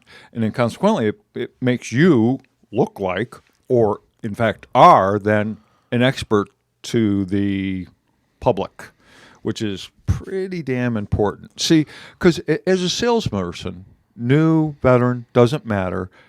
Your third choice is waiting for that door to swing, right? Right. And sometimes it does, and sometimes it does not. Right. It's luck of the draw, or standing out on the point, or if you're in an up system, If can get it's August, messy. it's great. If it's January, not so much. Yeah, well, depending. You know, if you're in a cold weather state, it depends. Then you are a slave. Where'd my dog go? Dixie, come here. She went honey. out. She went outside. Hey, Dix, come here. Then you're a slave to the dealer's marketing, and dealers are kind of traditional in the way they market. Especially cold weather dealers, and in the fall they back up on their marketing because you can't compete with Santa Claus and snow, weather, black, cold, yada yada yada yada, and then they flip the switch come the springtime. So. If you want to be, you could be the greatest quote unquote salesperson and have a sales aptitude. Mm-hmm. But if you're just taking walk-in traffic or even BDC leads that are turned over to you, man, that's a tough way to sell cars. You can pound out a living, but you're never going to achieve what's potentially available for you to achieve as a salesperson. Or if you do, it's going to take you 10 times longer to do it. Right, yeah. But the whole key is to go back to marketing is you want to be able to give back to others. It's not about you. It's about providing the information. So as a salesperson, what would be my advice to both the 15-year and 1-year salesperson is to do video testimonials. Sure, that's so important. But it's not all about me. You're asking your customer what their experience was, have your hashtag, learn whatever your goal is, so to speak, and then promote your dealership. Right. Don't give your phone number out in the video. It's tacky. I'm in the minority with this, but I feel strong about it. You go back and research all my Facebook and LinkedIn, you'll see me post my phone number maybe once every 6 months. Why is that? It's not right because now you're asking people to say, come buy from me. No one wants to be sold. Mm-hmm.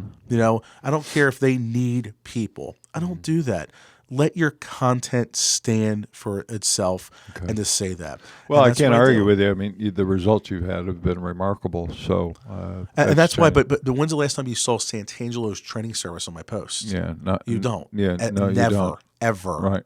Why did it take me having a 2.5 hour phone conversation with you and pretty much reading you the riot act and threatening you however long ago? When was that? Number one, you did not threaten me. Number two, you did not read me the riot act. So that's bullshit right there. All right, but why did it take, do you think, a real in-depth conversation? Because literally everything changed from you from almost that day forward. I'm not sure you've taken a quote unquote house deal. I think all your business has been self-generated. It started a week after that phone call. It started before that. Yeah. It did. That phone call had just as much to do, if not more, about me as a person versus as a trainer that we had. Mm-hmm. I was going through a difficult time. I made a mistake on something. I was beating myself up over it. And we had a conversation about that, and it turned into a lot more of a personal conversation. Right. Do you think that those conversations go on within car dealerships and sometimes salespeople, just considering you in that situation, you're the salesperson for a minute, and I'm your GSM, basically, in that scenario inside a retail store. Mm-hmm. Do you think sometimes salespeople just hear that as noise and they do not take it to heart? You took that conversation to heart. But do you think that, and this is a loaded question because I think the answer is obvious, but wouldn't you agree, I'll put it to you that way, that salespeople don't take their managers' advice, opinions to heart, to their own demise or potential demise? Whereas if they did listen to their managers more and their advice, they would be better off from it. Do you think that happens a lot or too much? I'm going to quote a little Donna Santangelo here, my late mother. Okay. Anthony, you're not going to receive from everyone the same way. Okay. As my mom told me. So your goal as a manager, in my opinion, is to be able to get your salespeople to trust you, to believe in you. Just like a head coach in football, that when they are drinking the Kool-Aid and they see that the head coach legitimately cares about them more as a person than as production, you build the trust in, and then now they've earned the right to speak into your life. Yeah, it's not. Yeah, it's not. That's where the difference is. It's not position or job title. It's you got to. As it's a the leader, relationship. you got to prove yourself to your team. And part of those relationships back in the day was going to Chili's in Wayne, Pennsylvania after a well-to-bell day and doing some cars, and the guys are sitting there drinking beer, and I'm having a Coke back then, which I don't drink soda anymore, but and we're having a chicken sandwich and we're bonding. And Lee Timmerman and I did that, one of my mentors, type of thing, on his way back to Jersey where I was living at the time, and it's important to be able to earn that right. And the faster, when you're a new manager, and you have new salespeople come in, when you actually show them that you care about them, they're going to receive from you when it's time to have the hard conversations. Right. If you could, those of you that are listening or when you watch this on the replay, in the comment section, I don't care if you're a salesperson, a manager, or a vendor, leave advice as a comment on what you would suggest a salesperson do to perform at a higher level, whatever it might be. And I think, there's so many things, in my opinion, that go into it.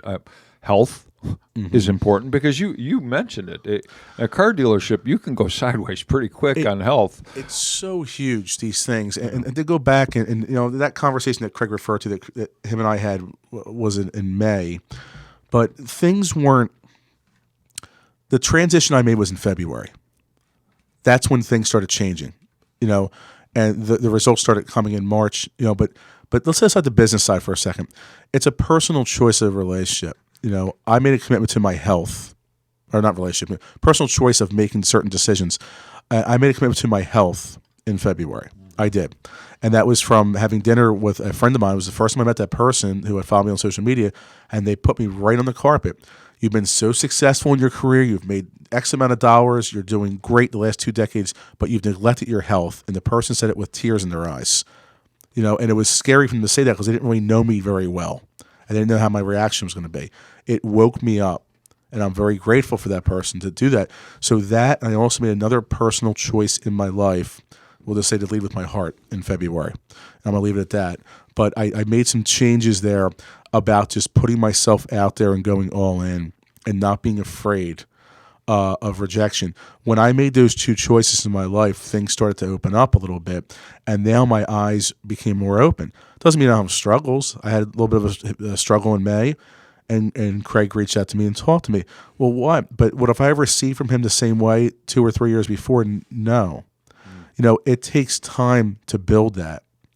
So that's why when you're, as a manager, as a leader, when you were trying to help people, it's important that you're showing them that you're there.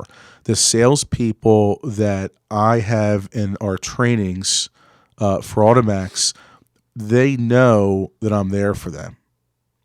I have a young lady, Callie, that's up in Massachusetts in Belize Automotive Group. She struggled immensely her first 6 months and wanted to quit and reached out to me. I didn't ignore her texts. We had conversations. She kept with it. She's number 3 in her store, and she bought a house at 22 years old. No boyfriend, on her own, less than 2 years in the business. She has a video testimony that she made for me when I spoke in El Paso on how to recruit and retain women in the car industry. I show that every week now in training. Awesome. Right after my me story. Mm-hmm. So after they hear what I'm qualified for and all my failures, then I right away play the video. It's a 2-minute video, and I look around the room and said, "Who is my next Callie Stone?" And you see the hands go up. Right. That's where the difference is. We do that when we go on and recruit and initially train or hold an orientation for new hire salespeople. We tell people to qualify ourselves on our what we've done in terms of our trainers that are out on the road on site in a dealership. But then we also touch on some of the challenges that we've had throughout our career.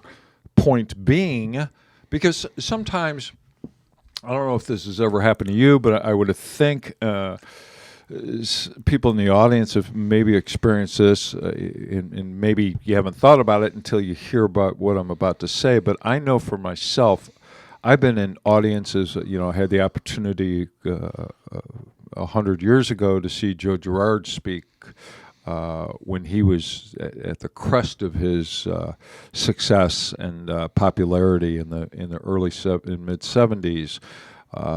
I've seen just speaker after speaker after speaker, and Tony Robbins, and there would be moments where I'd sit there and go, "Oh, I can't be that guy, man. He's obviously got a PhD in brilliance, or his just mind works different." And and so consequently, you almost shut down mentally. You're losing the battle of the mind. Yeah. Yep. That I can't be that person. I can never be like that. That's just not in the cards for me. So when we go into a dealership, we tell both sides of the story. It's the old Paul Harvey thing, and now the rest of the story. For you millennials have no clue what we're just. I still say about. That too. Yeah, yeah. We have to come up with something else because we probably lose some. Well, no, I tell him who he was. He passed away 10 years ago. He's announced news for Rush Limbaugh. I mean, I tell him who he was. But our point being that is to not push new hires away and give them the hope that they can achieve whatever it is we level of success we've achieved. We tell them about our bumps in the road, if you would, and our past, and the point being that if I could do it based on that's this, and this, so can each and every single one of you. And the whole key to that, and this is how Craig taught me during Train the Trainer, is when I'm saying the me story of the good and bad, I'm standing. But when I get to the point when I finish, I say, listen, I pull up my chair and I sit down. Yeah, why? Because psychologically you're on their level. Right, correct. With it. And then you look at them and say, listen, if I can be successful in the industry in the midst of all my faults, and I go and I name them through my broken engagement, my divorce, my mom dying when I was 17 years old, not treating every customer as if they're dead at midnight, because obviously at this point they know dead at midnight principle already I talked about, being belligerent, negativity, struggle with suicidal thoughts as a teenager. Every one of you, and I point right at them, I did it yesterday, every one of you can and will be successful. The only person stopping you is the person in the mirror that's 20 when you brush your teeth. Right. And at that point, then I play Callie's video. Right. At that point, and it's like you go through that, and it's a huge win of the battle of the mind. Right, overcome that. Right. I'm sorry. Go ahead. And we'll get into it further because I want to flip over to managers pretty soon. But for those of you that are management listening to this right now, what we just said, hopefully, sometimes the secrets, the keys are in small phrases that we just don't hear or listen to. Mm-hmm. You're in a Saturday morning meeting. You're standing up in front of the room. Everybody's sitting down, whether you have 5 or 55 salespeople in that room, and you're giving your rah-rah or however you handle that meeting. I would hope that it's positive. But whatever it is, by standing up over them, you're better served to pull up a chair, sit down, get on the same level psychologically, physically, as the rest of your salespeople. Talk with, not to, with your team.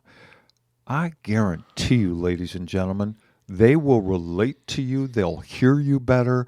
You have a better shot of them facilitating their success when you're on, quote unquote, their level, physically, emotionally. It's a game changer. Chuck DeSantis, who's a mentor of mine, is a perfect example of that. When I met Chuck 22 plus years ago, he was a senior salesman. He was the top dog on the floor. And I was a rookie salesperson. I looked up to him and I watched him, and he mentored me and helped me. with it. He now is the general manager of Concordville Nissan, and I've sat in sales meetings, including as a trainer. Sometimes I'll just go over there and sit in sales meetings because it's less than a mile from my house. And Chuck is always sitting when he speaks in the meeting, and he's the GM.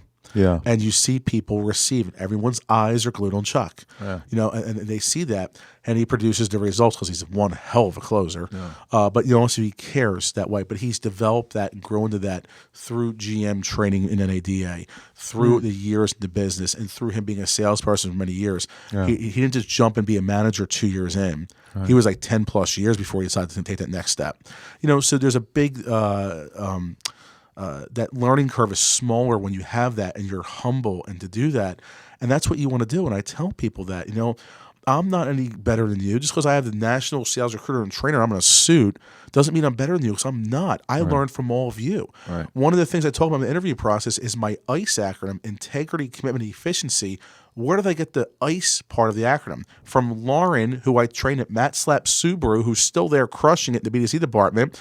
She said to me, Anthony, well, you have your ICE acronym. I was like, what are you talking about, Lauren? Well, you talk about integrity, commitment, efficiency. That's ICE. And I was like, oh my God, I never thought of that before. So now I talk about the ICE acronym. That's from her, 19 years old, or maybe she's 20 now, I don't know, but she's under 21 years old. She taught me that. I give her credit for it. She follows me on Facebook. So I mean, those things are just so important. That's why you learn from people.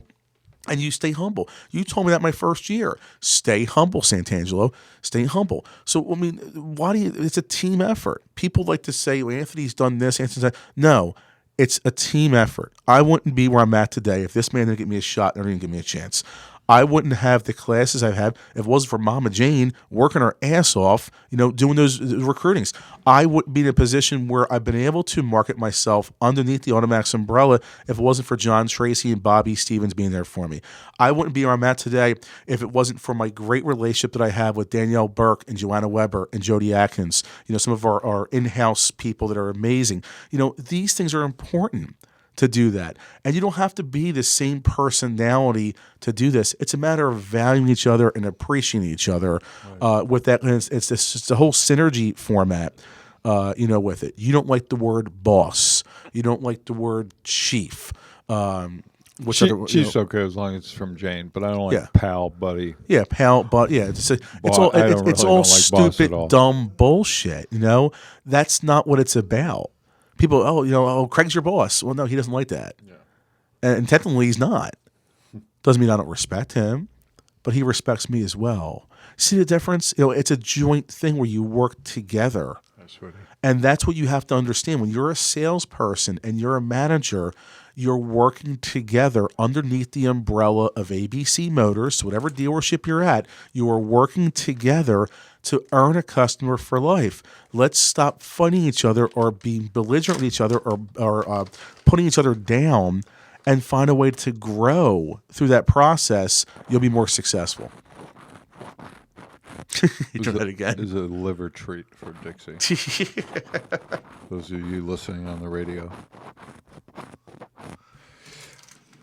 Yeah, so there you go, Dix. She's getting all the special treatment today, extra treatment. Yeah, man. She's. I love the post Joanna put about the treat and you cut it in half, stop being a cheap ass. Yeah. I'm the furthest thing from a cheap ass in most everything, but especially this dog and my kids and grandkids. So you're very generous. Try to be. So, speaking of which, you got something in the mail for me, I'm assuming last week. No. You gave me something last time I saw you, and you asked me to yeah. Okay, just to make sure. My credit card? Yes. Yeah, you would have heard about it. Just want to make sure. I said the next day. Right. Yeah. Jody wondered about the charges at a strip club, though. That's not true. Sure, that is appropriate. That is not true. Okay. Well, tell the story however you want to. It's fine. Will you stop? That's all bullshit. That is not true. All right, so oh gosh, that's the first time I've seen first. So hey guys, really seriously, regardless of who's listening to this and what your position is in the automotive industry, or even if you're not in the automotive industry, what you'd like to see, leave it in your comments. Let's help people today. Let's really help people. If you have something to say that you know works, not theory, not like this sounds good, something that you have done, seen done, that you've done for a long time, done for a short time and had success with it, put it in the comments. Let's help people today, whether you be manager, vendor, salesperson, whether you've been in it a month or 6 months or 6 years, 10 years, whatever. And if you're a new person and you need help, just write in the comments, help. Yeah. And we'll reach out to you. And, and that's a huge point right there, Craig. It's one of the things, the best thing you give someone is your time. Yeah. Give them your time and give them a freaking chance, yo. And that's one of the things why I market myself on social media. I say my time is yours. There's salespeople that I've never met before. Would you close that door? She can't get, or feels she can't get by it, I think. She's going to go under the table, huh? There you go, Dex. Seriously, honey, don't go under the table. You're too big. She's okay. She's all right. All right. All right, so God, you stink, Dixie. You're going to the groomer tomorrow, girl. little Dixie commercial there. Yeah. So, I mean, there's salespeople that I've never met before. Their dealers are not AutoMax clients. Right. I help the salespeople. Sure. I make it. I tell them this all the time. I will not charge a salesperson a penny. I want their dealers to invest. Well, if the dealer does or does not, that's fine. I will still help a salesperson and give them my time. There's times that I'm talking to them on the phone and I have them on speaker and I have the phone laying on my chest and I'm laying in bed in the hotel room somewhere across North America, including Canada, and I'm talking to them at 11 o'clock at night and I'm tired, but I'm still giving them my time to help them. It's so pivotal to have that where you give people that because they need the support system because the wheels start turning when you start having the failures and the struggles and you want to kick the trash can, shed some tears, and drop an F-bomb. I've done all of them, including the tears, and it's not easy. And you have to have that support system, people that are there for you, and you're not trying to take from them. And that's what my goal is. There's no secret I root for salespeople. I absolutely do. I want them to be successful. You know, there's a young man in Ohio, Michael Wesserman. Love the young man. He got married not this past November, but November 3rd the year before. So he's just over a year, married to the wonderful, lovely Kayla. He reached out to me about a little less How than... do you remember names? Because I don't drink. You remember people's names like no one I've ever met in my life. I have Ernie's really good at it. Mm-hmm. You're freakish about it. You conversation, Dix, names, situations. It's pretty impressive. Dixie, Well, I have a memory. You know. go lay down, honey. Come here, Dixie. Come here. You're distracting When me. I just said go lay down, honey, that was not to Anthony. Right. So you That's guys pretty. know. You know, you call everybody honey. You know, so. Right. Go lay down. So, you know, it's, well, I have a memory, I just remember. But anyway, to go back to Mike's point, he reached out to me about a little less than 2 years ago. Facebook message, saw some of my videos in a sales group I belong to. And next thing you know, I gave my phone number, and we'll talk at least 3 times a month, if not more. There's one day he called me 5 times in one day. It was a Saturday, and the last one was 10:30 at night, and I teased him about it. But I helped him, and he's on pace to make $30,000 more this year than he was last year. And at one point, when I first talked to him, he was struggling financially, and he had a wedding to pay for. And his wife, Kayla, knows who I am.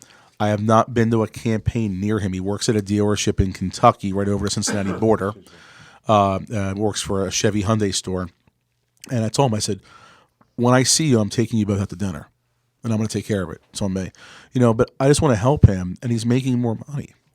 You know, so you have people that are there to do that. What's his goals? He has 2 dogs. He eventually wants to have children. Wants to buy a house. Where he talked to me initially, he was in financial, he was having some struggles, we'll just say. You know, so you can overcome that by giving people your time to do that. You know, go back to Craig, 2.5 hour phone conversation on a Saturday this past May. I was in Florida for a campaign. He gave me 2.5 hours of time. Like, he doesn't do that for everybody. Does it for me because he cares. You know, and it's like you have that relationship that way. And I always give back that way. You know, Danielle, our awesome, amazing senior in-house executive recruiter who's been with you for 18 or 19 years. You hired her when she was 12, I always say. You know, and it's so you take the time and be there And I always let Danielle know how much of a fantastic job she does, and make sure that, hey, if you need anything, let me know. If you have a question about some car business thing, let me know. I'm here to help you. She had a memorial service for her father-in-law. I went to it. It's like you support people. It's family. These things are important to be able to do that, to show people that you care. There's no financial advantage to that. It's just about being a good friend and good teammate and caring. If we do that inside the walls of the dealership, we'll be better people outside the walls of the dealership. And you know what? The progress will come. The results will come. I promise you, dealers. You'll hit your 120% of your objective, and you'll start seeing the net profit go up and all that and everything. Why? Because the camaraderie is there. Because it all started with giving back to them with no thought of any reward. Right. So, those of you that are listening live again, but please leave comments. Again, I hate to keep going over this, but please share this content out. I think it's really important, and please leave comments, questions, help people that need help. Unsolicited is fine. Just put stuff out there that might help somebody today. You don't know. You're watching and or listening to a podcast, and you lay a comment on there. Someone else is watching. They're not commenting. They just not their thing, and that's cool. But the suggestion or comment that you leave, not saying, "Oh, you guys are awesome" or all that, and that's appreciated. That's awesome. That's neat. Or you suck. That's also okay. But the comment that you leave might help somebody that's watching this. And that's why. That's the basic why of what this is all about. Yeah. I mean, just this costs money. We have sponsors, but it doesn't come close to breaking even with everything we do with this. There's some post-production and so forth. It's some entertainment, but I really like to help people. I think if you watch the 80,000 hours of these podcasts, I think you'd find that there's a lot of helpful information in there for everybody. It's important. Here's the thing, okay? Obviously, we're candid here on the Recruiter podcast. Mm-hmm. Craig can sit in his house and just let income come in. He's not on the road anymore, for several reasons. He has people working for him. Okay, he has his two minority partners, his son Joe and Ernie Kaspowitz, that run the day-to-day. Okay, he has his assistant Joanna, who's amazing. She's awesome, does like almost everything. Mm-hmm. He has the best controller in the universe, who has the biggest heart in the world, in Jody Atkins, that just does everything for everybody. He could sit there.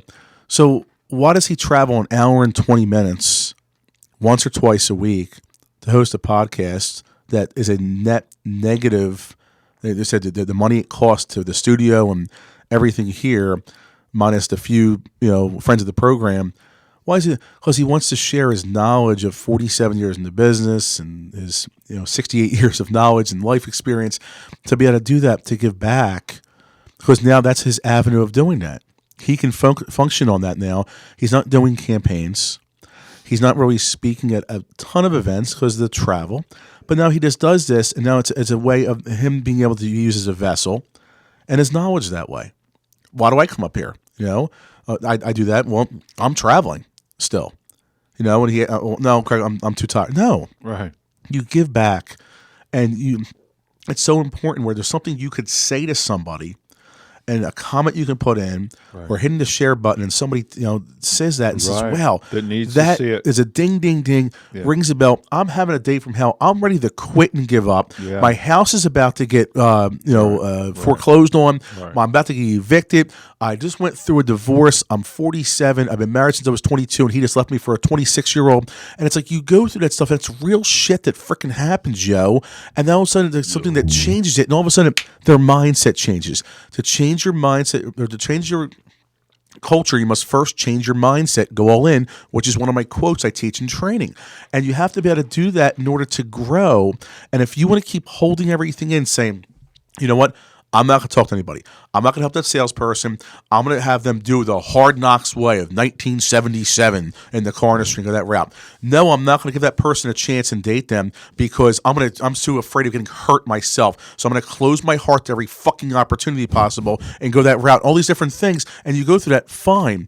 But you know what? That's not why we were here. We were here to reach for greatness, and the only way to do that is to overcome the bottlenecks that are at your sternum and break those greatness through to impact the lives of others.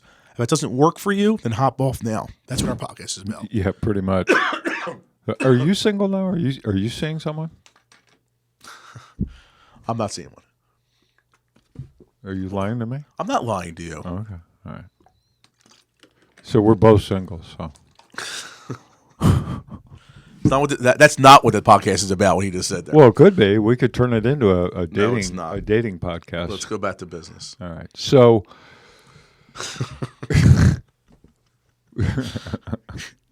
You could be an asshole sometimes. You really can. I know. It's part of the charm, dude. Yeah, I still love you anyway. So management. So I don't know now. Although my experience is limited, Your experience is limited. yeah. Well, we're not still talking about dating. My experience is definitely not limited there. It would have to be like 30 straight days of podcast into the life of the real Craig Lockerd, and it's like I did this would be a different. It's like Jerry Maguire with the little book, right? Hey, love you too, right? I have some stories, Which will stay off camera. Yeah, well, I don't care. Some of them are kind Your of funny, children are watching, but a lot of well, they probably heard. But some women they get pissed off at me. But so.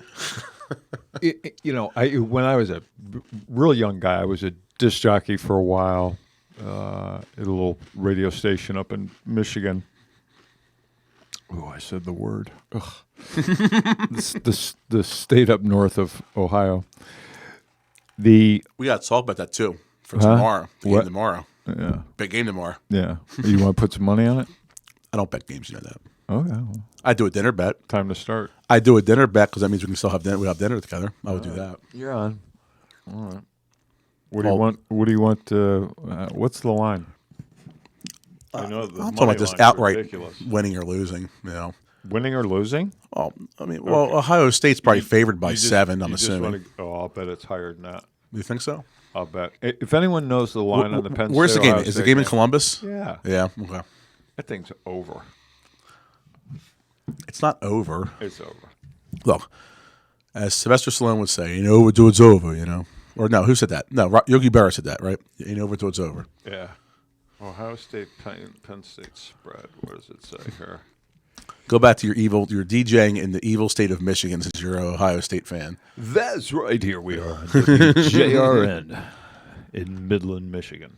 Wasn't the Alpha Dog a DJ too at some point? He was. Yeah, isn't it pretty cool? Yeah, he was a big shot. I had a show from Michelle, tag Jim Ziegler for us. You know, big shout out to Jim and his. Yeah, I'm going to try fighting. to actually get Jim and Miss Debbie up here if they could travel up here, see how Jim's health Yeah, is. thoughts and prayers with Jim as he's fighting esophagus cancer that he's made public, and Yeah, I'd really like. we're to thinking about you, Alpha Dog, and praying for you. like to spend 3 or 4 hours with Jim and Debbie here. That would be awesome. But I'd love to be there for that. That'd be pretty cool. Yeah. So, in my opinion, from my experience, and again, it's been limited in other industries. So I could be talking totally out of my ass here, but I'm not quite sure I've ever seen, heard, or experienced anything.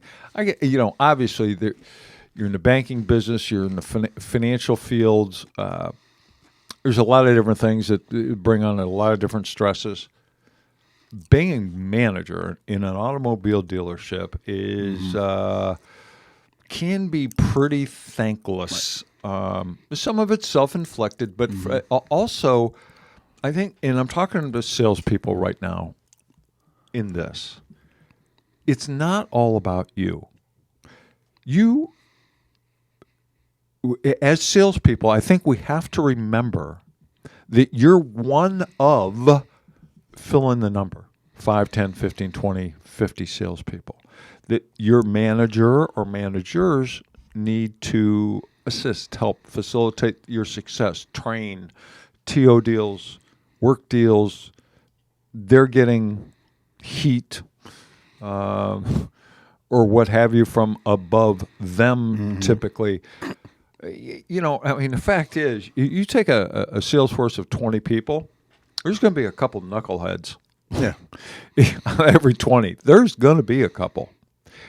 And there's going to be 3 or 4 top performers. Now, what happens typically, the way that it's set up that is wrong, it can't be debated, is that as a manager, we find ourselves spending the majority, percentage-wise, of our time with the knuckleheads and the lower performers with the idea of helping them. You're only as strong as your weakest link kind of attitude, Right. but completely ignoring the top performers in the dealership, which is bad. If I'm a top performer, it's like, hey, a little bit of, I'd like that a boy every once in a while, that a girl. However, managers have to deal with the couple knuckleheads out, maybe 10% of your sales staff, and I think that's universal. So, as salespeople, I think we gotta give our managers a break a little bit and help them. Yes, it is a manager, a leader's job, responsibility, and their success is absolutely tied into our as salespeople's success. However, it's also incumbent, in my opinion, on us as salespeople to help your management. You have no idea what's going on in his or her life, what they go home to every night, whether it be being alone or being in a situation that's not awesome all the time, or whatever challenges we all have as human beings, and the challenges that she or he has as at the dealership as a manager. I think we as salespeople have to be emotionally intelligent enough to understand and have empathy for management at our dealerships. I think in that kind of synergistic environment, everybody thrives. I mean, that's a no-brainer, yes? Yeah. However, in saying that, I think it's been like this for a long period of time. This is not something that's happened in the last year, 5, 10, 15 years, since everything's been exposed socially with the interwebs. It's been going on for 100 years, where it's real easy to blame management. Management is to blame a lot of times. I know I'll just speak for myself.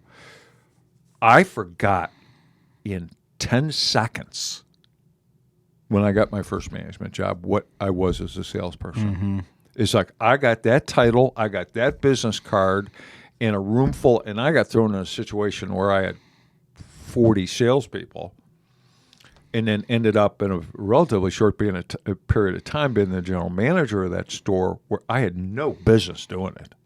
It was just lucky turn and just this and that happened. But I had no business being a leader of that many people and really helping them. I learned after a lot of major errors. But as managers, I think it's important that and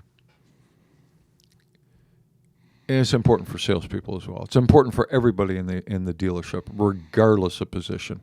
But we need to keep developing, reading, investing in yourself. And I know it's said almost ad nauseum on social and different lives that you listen to, but gosh darn it, man, you really do have to invest in yourself. I was, who was it? Michelle talked about, and I didn't even know what was going on, or you probably told me, or I just missed it, but there was something up this way, was it? Some sort of, it wasn't automotive, but Delgado was involved, and was there some sort of conference? In April. In April, yeah, Morris GrowthCon. Yeah, that's where Michelle and I were there. Right. Michelle and I actually were the only people in the automotive industry that were there. Oh, right. Is that Everyone right? else was more in the medical or insurance field, but James Jacoby, who is an acquaintance friend of mine that I met through my, our dear friend Danelle Delgado, who was there speaking, He was there. Carrie Wooten was there. And Carrie was there. A few different people that you don't know them, but Did you pick up one thing that helped you or has helped you? yeah, I mean, it's just, it Right. was a wonderful thing to be able to Right. the camaraderie there was wonderful. And unfortunately, I had a flight cancellation. That was, long story short, I got to my hotel at 5 in the morning. Had to be at the dealer at 9 in Florida, so it was crazy. So I missed some of it at the end. But the camaraderie and the synergy. Coach Burt was there. Roddy Chung, who was the Trans-Siberians orchestra, was there. You've got to reach out to Coach Wynn. I really want her on this podcast if we can get her out here. You got to fly right here from Montana. Yeah, I really enjoyed meeting her at Rockstar. She's just an awesome person. Coach Wynn's an awesome person. Yeah, she really seems and Coach to be. Burt is too. Who I was talking about. Coach Michael Burt was there. On it, Hey, so. let me stop you for a minute. It just hit me. For those of you listening, either again live or on replay, excuse me, live or replay, if you know someone, here's the way this thing works. You got to pay to get here. We do not do, I won't do anything Facebook Lives. Not that there's anything wrong with it. We have a show. That's my show, or Right. our show, the Tuesday night show. Right. that, So there's nothing wrong with those things. That's awesome. But this is in studio. We've had a couple misunderstandings with a couple guests where they didn't get it. They actually scheduled, didn't read the whole shoot match. That's but just crazy.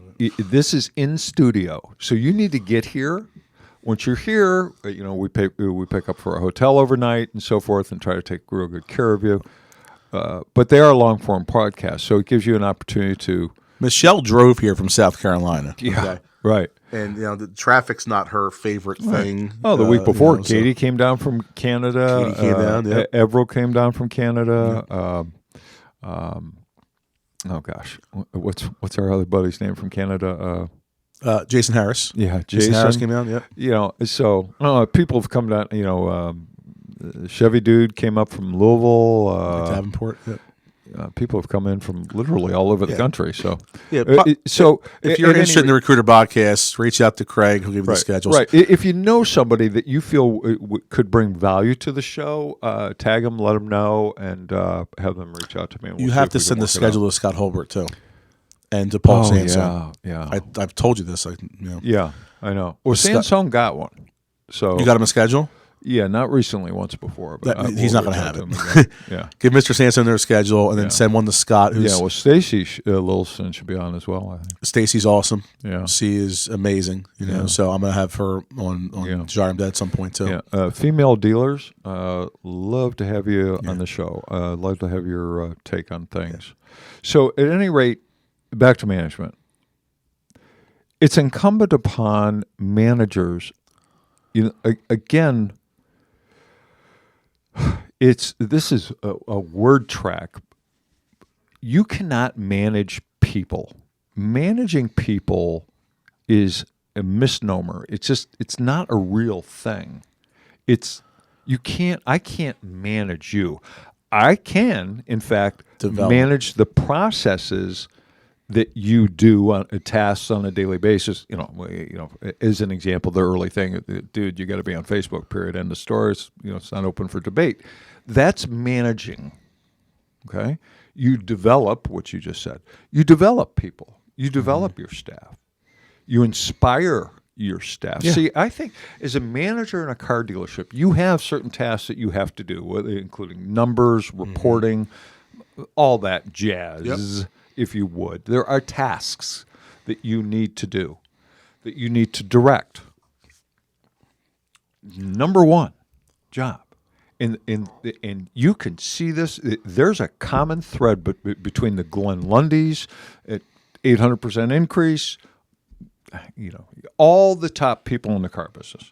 There's a direct correlation between them and the relationship they had with their teams. And it was development and inspiration. It wasn't managing those people. You cannot manage a human being. You might be able to manage children, but again, you're developing and inspiring children.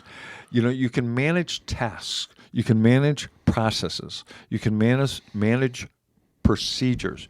Managing a human being, that's probably somebody you shouldn't have hired, or you need to go to more events and learn, in my opinion. Here's a big question that I think any leader, whether if you're an owner, you're a GM, you're a GSM, you're a small business owner, and I have 2 employees. If you're a parent, you should ask yourself every day this question. And I'm going to steal the term here from my friend Katie Maris. Drum roll. Are you creating positive, actionable change in every person that you come across? Now, that's a loaded question. That could be for your employees. Are you creating positive, actionable change with your employees helping be the best version of themselves? Are you creating positive, actionable change to raise your children? Are you creating positive, actionable change and giving somebody an opportunity to get to know them better and spend time with them instead of making up excuses? Whatever it may be, are you willing to create that positive, actionable change? Because when you're doing that, you're not selfish anymore.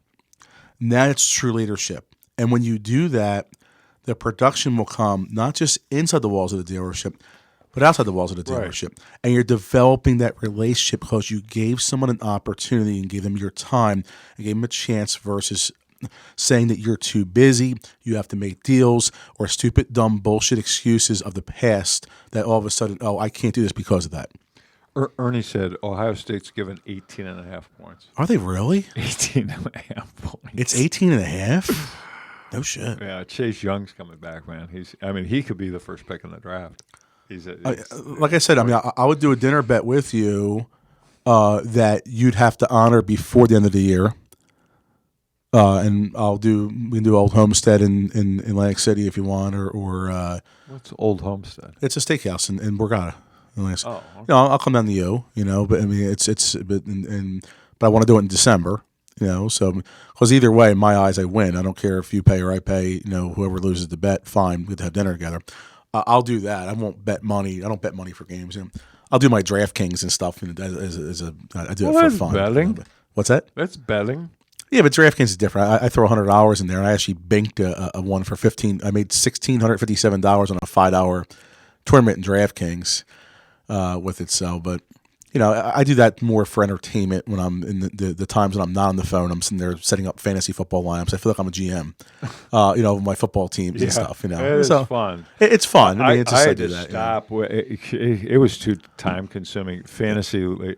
I'm laying in bed at night doing it, and that's when I'm setting the lineups. Joe and I years ago. This is gosh, man, I don't know. Maybe it's 5 years ago or more. We went to this huge event at the Atlantic City Convention Center. It was massive. I forget the entry fee. It might have been $500 or something. Probably wasn't that much, but it was healthy. And I mean, they had cheerleaders there. It was insane. I mean, what it was like for the event. Fantasy football draft. Oh, fantasy football draft. Oh, okay. Yeah. And so it was the year Brady had Moss, and we had Brady as our quarterback. So he threw 50 touchdowns. 7, maybe. God, was it that long ago? That's when the Giants won the Super Bowl, right? 07? Wow, gee whiz. At any rate, we came. I think it was. We came in second place, and I think we won $3,000, something like that, $4,000, whatever it was. And so obviously you didn't pick any of the Browns players, yeah. Yeah, I don't think we did. You didn't have to pick Tim Couch. You didn't pick. Yeah, I don't think. Although 07, I think we were 10. Craig's a Browns fan. If you guys don't know that, we were 10-6 in 07, actually. Well, you went to the playoffs and lost to Pittsburgh. If I remember correctly. We lost. We didn't get into the playoffs because the Colts sat Peyton Manning for the last game. Okay. Had they won, we would have gotten into the playoffs. I thought Cleveland went to the playoffs in 2007 or 8. No, we were 10-6, and we didn't get in because the Colts lost because they sat Manning.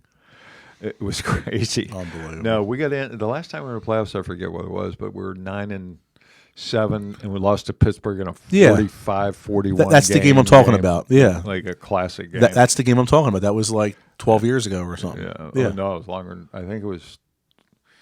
Actually, 2002, it's interesting you brought that game up because that game was playing when I was at my late friend Tom Doris his birthday house, having dinner with him and his wife Diane. Yeah, that's great. Yeah, my stupid memory going off now, right?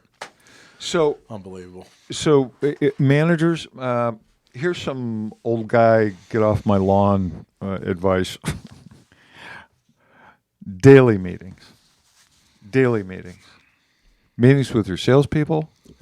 Meetings with management staff. Every single day. Not on a Saturday to either pump up or to beat up. I'm talking about daily meetings. What do you cover in daily meetings? Well,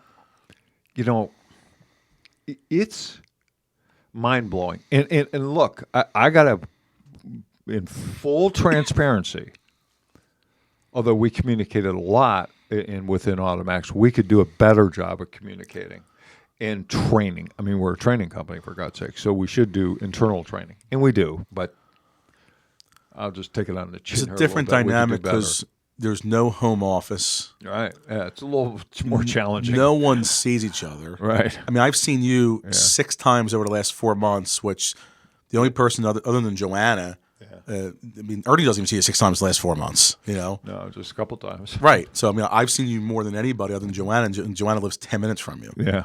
Yeah. Which if I live 10 minutes from you, I'd probably be at your house every day, So, no, you would not. I would. There'd be a machine gun turned on top of my roof. Trust me, he let me in. He would. So I don't let anybody come to my house. So daily meetings. The daily meetings. It's like a football team, dude. It's like, I mean, these guys are the best in the world. Mm-hmm. They're how many? What is there? 32 teams, 55 players. So there's, I don't know what 1,700 NFL players.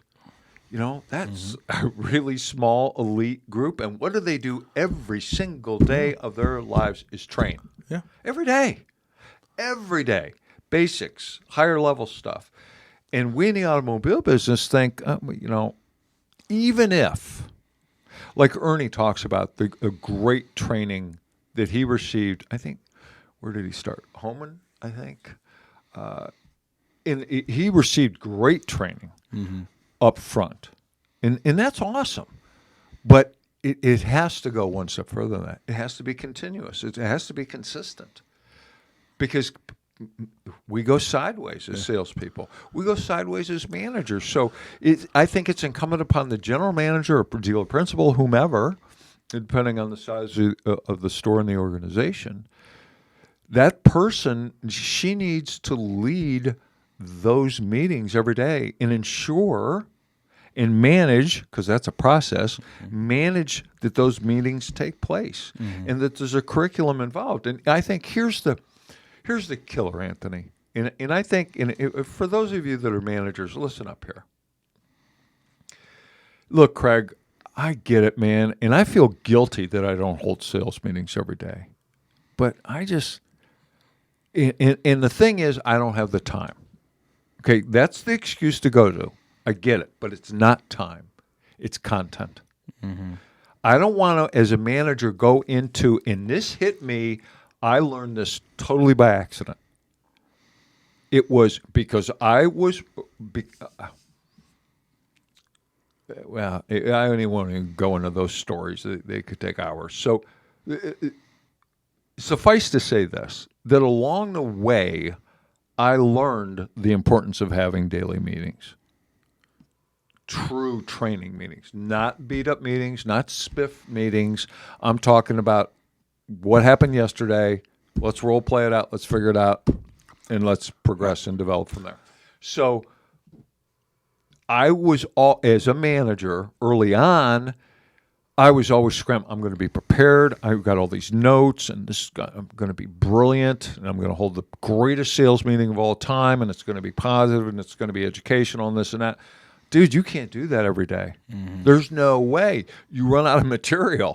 You lose your edge. It's impossible is a big word, but it's highly unlikely that anybody can do that every day. So what do? You don't do it.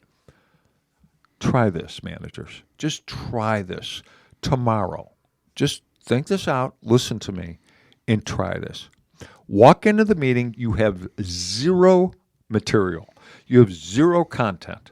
You walk into your training room, and you've got whatever number of people in that room. Okay, hey, everybody, good to see you this morning. We're going to have a big day. What I want to talk about is yesterday or the day before, it doesn't matter.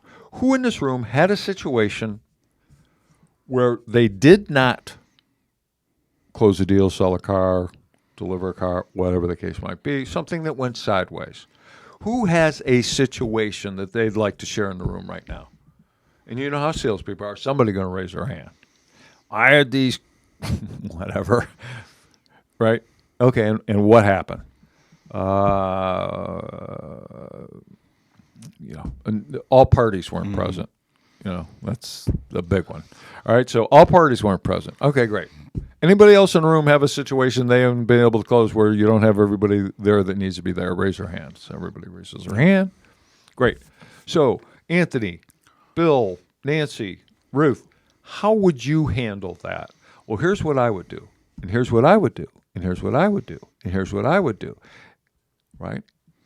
And they all pitch in, and what are they doing? They're training one of their peers. Mm-hmm. And for the person that brought it up initially, who is he or she getting trained by? The peers. Their peers. Yep. They're more, managers, I hate this to break this to you, but your salespeople are more likely to listen to two people more than you. A quote-unquote professional expert like myself or Anthony and the rest of our team, or a prominent national sales trainer of some sort, or each other before they listen to us as managers. That's just a fact. I don't care how great you are, your credentials and everything. They are more likely to listen to and actually hear and then put into practice something that one of their peers have said to them. Because typically, after a while, it's white noise what we're saying as managers to our team. It just is. It's unfortunate, but it is. Now, so you go around the meeting, and in my opinion, what you should do is have a whiteboard there, and you're writing this stuff up. It gives validity. It helps engagement from the staff, so they feel like they're in on things, which is a huge, gigantic way to retain people in your organization, is to allow them to feel like they are in on things. They're in on the process. They're fully engaged in the success of your store and in their destiny. Mm-hmm. Then at the end, you can kick something in, so every day you can have that content because you're not creating it. And it could be the same thing 3 days in a row. So what? Who cares? Doesn't matter. Obviously, if it's 3 days in a row, that's an issue that definitely needs to be talked about. Yep. Can't get them to demo. Can't get them to drive. Won't return my calls. The customers ghosted me. Whatever. There's endless material that's going to come up in that room. But and if you're on shifts, 2 meetings a day.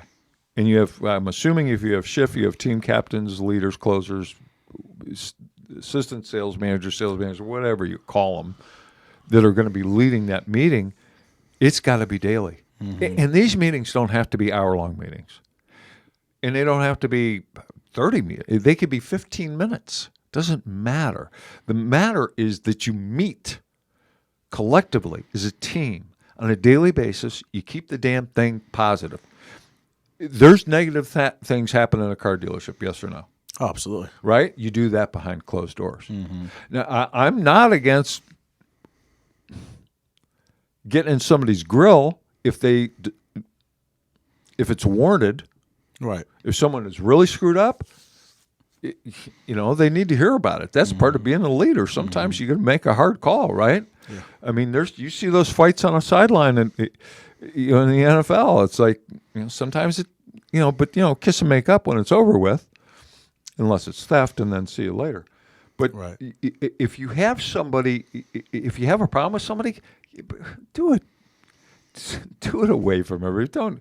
Don't disgrace people. Call them out in front of other people. Don't dress down your salespeople. No, don't. Here's a perfect example. And the reverse is that before you go there, and this is it's called third-party validation. Mm-hmm. So if you've done something awesome, Anthony, and I've got another salesperson in the vicinity, I am, as a leader, as a manager, I am going to make sure that I come out to you when someone else that's struggling a little bit is physically near you. I'm going to come out to you and say, Anthony, I got to tell you, man, I would have bet money you couldn't get those people to drive a car. I would have bet money on it. And your demo percentage, and it's shown in your numbers, man. I'm so proud of you. It's just awesome, man. Congratulations. That's just a super job. Mm-hmm. Now, you're feeling good because I'm giving you a that boy, right? But the third party, it's called third party validation. The other person, the other salesperson, is standing there hearing. He or she is seeing what's going on and going, man, I want that kind of love from him or her as well. So all I have to do is duplicate what Anthony did. It's so powerful. Instead of taking that person, calling them out and say, hey, man, your demo percentage sucks. Get it up or hit the street. Mm-hmm. You know, how much money you spend going back and forth to work every day? I found a way to save you $80 a month. Get out. Right. You know, use third-party validation to help inspire, train, and develop salespeople. Mm-hmm. So everybody wins. The person that you're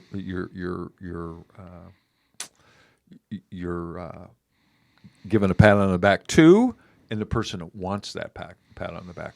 It's super strong managers. Super strong. And that's contagious and infectious as no well. Doubt. There's many things. One of the greatest things. No doubt. Then the salespeople start high-fiving each other. Right. Hey, dude, way to go. Nice job. Yeah. You know? One of the greatest things that I love to hear from our dealer clients is, Anthony, we love the energy you brought to the store. Yeah. That's what we want to do. Yeah. You know, and we do that. When I have 4 people waiting for an interview process, hey, you like baseball?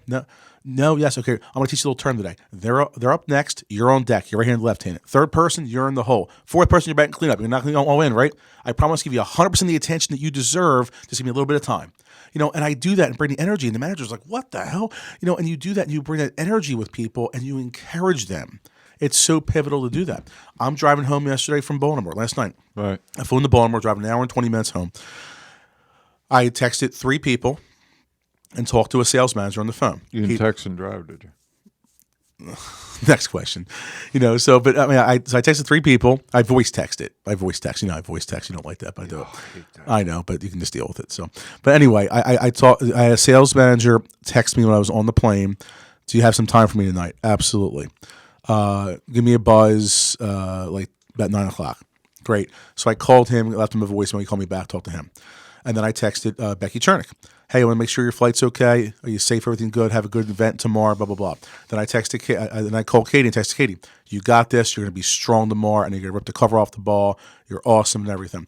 And then I also texted a former colleague of mine who's a friend of mine who still buys her cars from me. She's not in the car business anymore. Her grandson's in the hospital, and he's not doing well. So I texted Susan, and I said, hey, I hope Logan's doing okay. My thoughts and prayers are with you and Kate. Kate's Susan's daughter, who's Logan's mom. And she texted me back. So you take the time to be infectious and encourage. Now, if you take that philosophy into the dealership, hey, listen, I already thought you had that person there. Okay, great. Okay, how can we get better? You know, it's okay. Oh, I suck. I'm no good. No, what's going on? And now you take that in your team meeting, and you have a joint together of a point of action.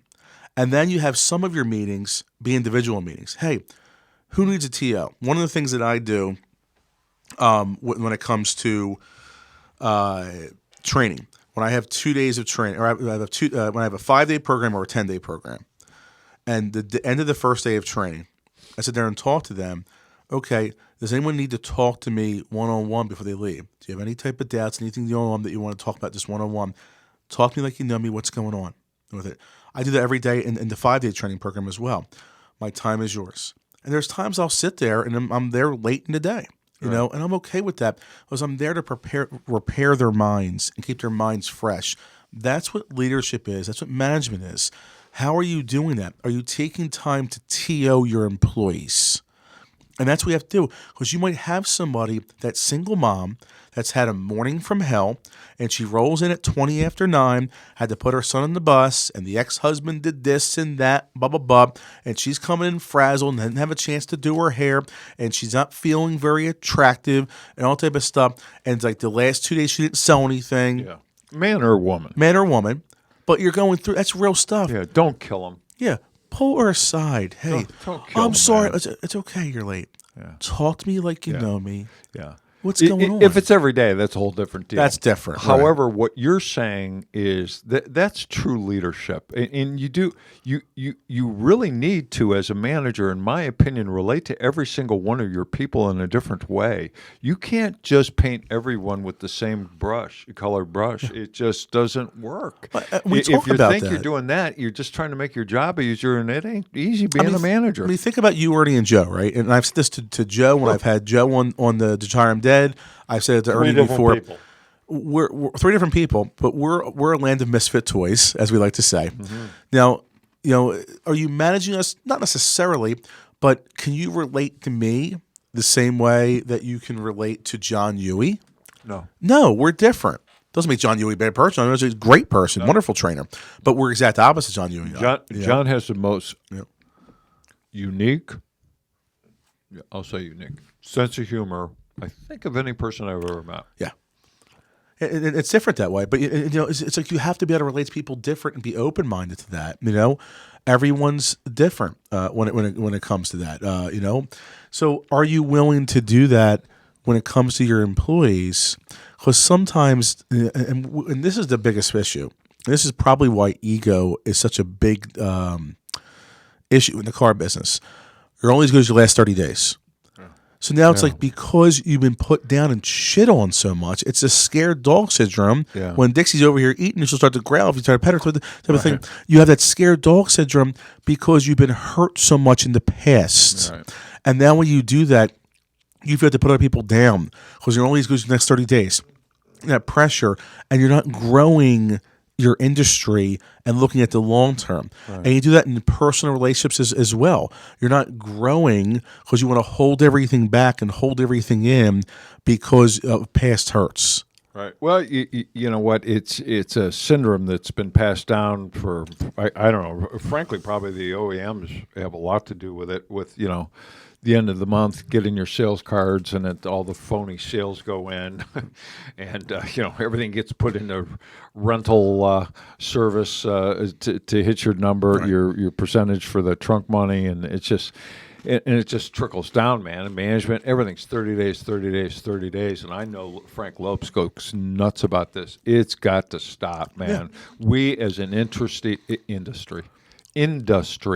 have got to get away from this 30-day thing, man. It's killing people. It's killing your team members. It's killing potential awesome. Dixie, settle down, honey. There's a saying in poker. It's bad, man. There's a saying in poker that poker is one lifelong session. You can have a 4-hour session and drop 2 or 3 buy-ins. Doesn't make you a bad poker player. I've done it, and I'm a good poker player. Sure. So it's a lifelong session, and your lifelong sessions, you have to look at that with your employees.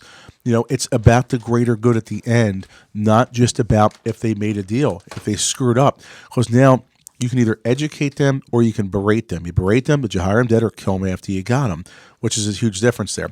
Big shout out to James Jacoby, who's on here. James, if you want to be a guest on the Recruiter Podcast, please reach out to me. I'll get you in touch with Craig. He's a good guy, James. He lives in North Jersey. He's on here right now on it. So, conferences. Yes. So typically someone that signs checks typically is going to make a decision on whether he or she or his or her managers or salespeople or people in fixed ops go to conferences. Why do you think, in your opinion, and I'll give you mine if they're different, owners, GMs, whatever, don't send their people to automotive conferences? Yeah. Why don't they?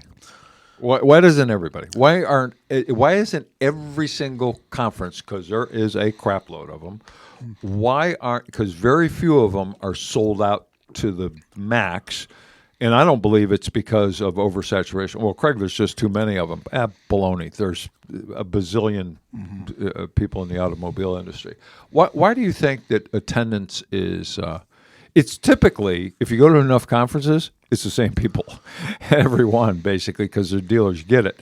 Why do you think some dealers and general managers will not send their people there?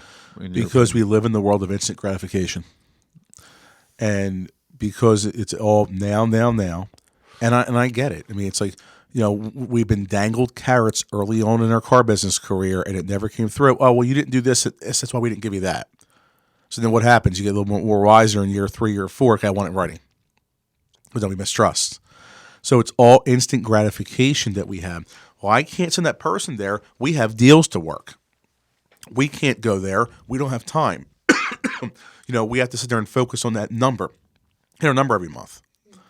Well, if we're looking at it from the whole and looking at the whole perspective of how to grow, when you go and invest 1 or 2 or 3 days, and now you hold the people that you sent, maybe even pay for them, hold them accountable Definitely pay for to applying with that, you're going to get more out of it. You're going to get more out of it, and now that'll help them grow their business more. When it comes to those things, and it's not. It's important to be able to do that, to give back. When we speak at events, for myself personally, when I speak at an event, that means I can't work that week. I can't work. I'm not getting compensated to speak at the event. Cost you $5,000 to go speak. Right. But I mean, I can't do a campaign that week. Right. When I spoke in El Paso for the New Car Dealer Association, I had to recruit and train women in the car business, and I brought my friend Katie Maris and we did it together. I couldn't work that week. There was no way to do that. I spoke at Rockstar. I can't. That's okay, because I'm there to just give back to others. Take the time. Okay, you might miss a deal or 2, but if you take the information and it grows you, and the next month you do 4 more deals, that's what it's about. It's about understanding that and grasping it, and that's why a lot of dealers say, and we all do it. And here's something, and this is what AutoMax has taught me. 3 weeks ago, or in August, my childhood friend's wife, Julie Morrow, who also is a childhood friend of mine, reached out to me about my childhood friend, Mike. Hey, Aunt, I want to surprise Mike for his birthday in September and send him to the Raider game before the Raiders moved to Las Vegas. Mike and I have known each other since he was 15 and I was 8. We're both Raider fans. I know he'd love to go with you. Can you go? If I was still selling cars, I would have said to Julie, Julie, I'm so sorry. I got deals to work. I apologize. I'm up to my neck here and stuff. I just can't go. I'm really sorry. AutoMax has taught me to celebrate the wins. Julie, that's a wonderful idea. I'm all in. What can I do to make this easy? And she said, well, I don't know about travel and that. So we did it, and we went and enjoyed ourselves, So, and that wasn't anything business related there, but you know what? It was a life-changing experience that Mike and I had a chance, my big bro, as I call him, to have time together and to help me recharge the batteries. And you know what? Maybe doing that helped me have my mind a little more fresh for the campaigns I had in Georgia. Maybe there was a couple other people that I saw something differently when I interviewed them because my mind was fresh. Now let's bring it back to conferences, right? You have someone that you're sending to a conference, an event, and they hear something. They have a chance to be out of the dealership for 24, 48, maybe 72 hours maximum. They're not in the day-to-day grind of DXing cars, rehashing a deal, handling $500,000 in the street for CIT issues, okaying used car safety checks, what customer was upset, what deal you have to unwind, all that type of stuff, who got swept because I haven't trained them, all that type, and the owner's texting you how many deals you have, all that type of stuff. You're out of that box. You're out of the dealership, and you can just focus on self-development. And you develop and you learn and you grow as a person, both inside and outside the walls of the dealership. And now when you have that, now you bring it back and your mind's fresh. You have a different perspective on things. And now you're dealing with your customers at next phone call, email, text message, face-to-face with your customer differently, and you're bringing back with your employees different. You're fresh. Your energy is different. You have positivity, which is infectious in your dealership, which will net you more deals than you missed over the 72 hours. Facts. Yeah, I don't disagree. Here's the thing, too. I call it the NADA conference syndrome. I know, being to so many and ADA conventions over the course of my career, there are a lot of parties. There is a lot of alcohol. Alcohol's served at booths. It's not, it's a party. Right. So as an owner or a general manager, then I might, because I perhaps partook in some of those parties and alcohol and events, Right. and maybe woke up the next morning with a bit of a headache and wasn't really focused on all the opportunities that are on the convention floor or speakers, I might look at that and say, oh, I ain't sending people to that, especially not Vegas. I'm not going to send them to that because all they're going to do is party and get drunk and just get away from it. It's going to be like a 3-day vacation. I got to pay for it as a dealer? Nah, I'll pass. Let's go to the real world experience. Now, there are some big conferences that do have big parties where that takes place. However, in most every conference that I've been to, whether I've spoken there or just attended or we've sponsored, whatever the case might be, there's real learning going on there, man. And there are people that are not quote-unquote professional speakers, that are dealership employees that are literally working in the trenches, and they're not professional speakers. They'll their way through an entire presentation, and some of them might be brutal to hear, but the content, the information is what I'm walking into a room for. I swear to you, as you and I are sitting here across from each other, even though I've been in this business nearly 48 years, I have yet to go to a conference, and it's well over 100 at least conferences that I've been to. Right. I've got every single what are those things called you put around your neck? Not medallions, lanyards. You're right. Lanyards. I have, I don't know, 70 or 80 of them at home. They're all in your closet with all the same pants and No, they're actually in my office, but they're all hung on a hook. And my office is as creepy as my closet is, frankly. But the I've heard stories about your closet. It's my cupboards in my kitchen are that way too. But it's important. I think it makes life easier, man. You know where everything's at. You don't have to make a lot of decisions. So my point is this: dealers, managers. Who are you kidding? If you need something, you're going to call Joanna and she's going to do it for you anyway. Well, that's true. She's now cooking my meals full time. So is she really? Yeah, it's awesome. Big shout out to Joanna Weber. Oh, man. Awesome person. Big shout out to her son Brendan too. I got my own nutritionist. Wait till you get a chance. Wait till you see Brendan. Today was Grandparents' Day. I saw it on Facebook. Oh, did you see it? I saw Joanna posted it. Yeah. Flipping adorable, man. Yeah, he's a character. I wish I could see my grandkids more. Since they moved to Delaware, man, it's just so freaking painful. An hour and a half to Dover, right? No, it's two and a half hours. It's 2.5. Yeah, yes, it was there like an hour from me. An hour and 10 minutes. Brutal. From me. Yeah. I just love being around little kids, man. They make me feel younger and just I don't know. They're so well. Your innocent. granddaughters. I mean, my granddaughters. Every time Christina amazing. posts something, what was the last one I saw? Joe would post something with Nora. I mean, it's just like, yeah. Oh they my were God, both sticking their tongue out. Yeah, it was awesome. I mean, it's just I root for kids. Me too, when I man. see that, I do. I root for Danelle Delgado's kids, Seth, Sophie, and Bella. Right. I root for Katie's children as well. When you're in that position, and hopefully someday you'll be blessed to be able to do that. It's the flip side of that is you worry so much. Our culture, our society is so bended in a lot of ways. Not to be negative, because probably the world as a whole is better than it's ever been. However, so much negative. The people that are negative just have a really super screaming loud voice because of social media. Yeah. So it appears to be really crazy, but I am concerned as a grandparent or a friend to Brendan. I'm his Uncle Craig, or to my You're his five, best buddy. yeah, to my 5 grandchildren. It's scary, the world that they face in the future. It is, and that's one of the reasons why Joanna has Brendan in a wonderful school. Yeah. And he's what a bright young man, 5 years old. Yeah, he is. He really is, and your granddaughters as well. They're geniuses, man. They're So, unbelievable. leave it to us talking about children. That's when Jody starts commenting now. So cute. I love kids.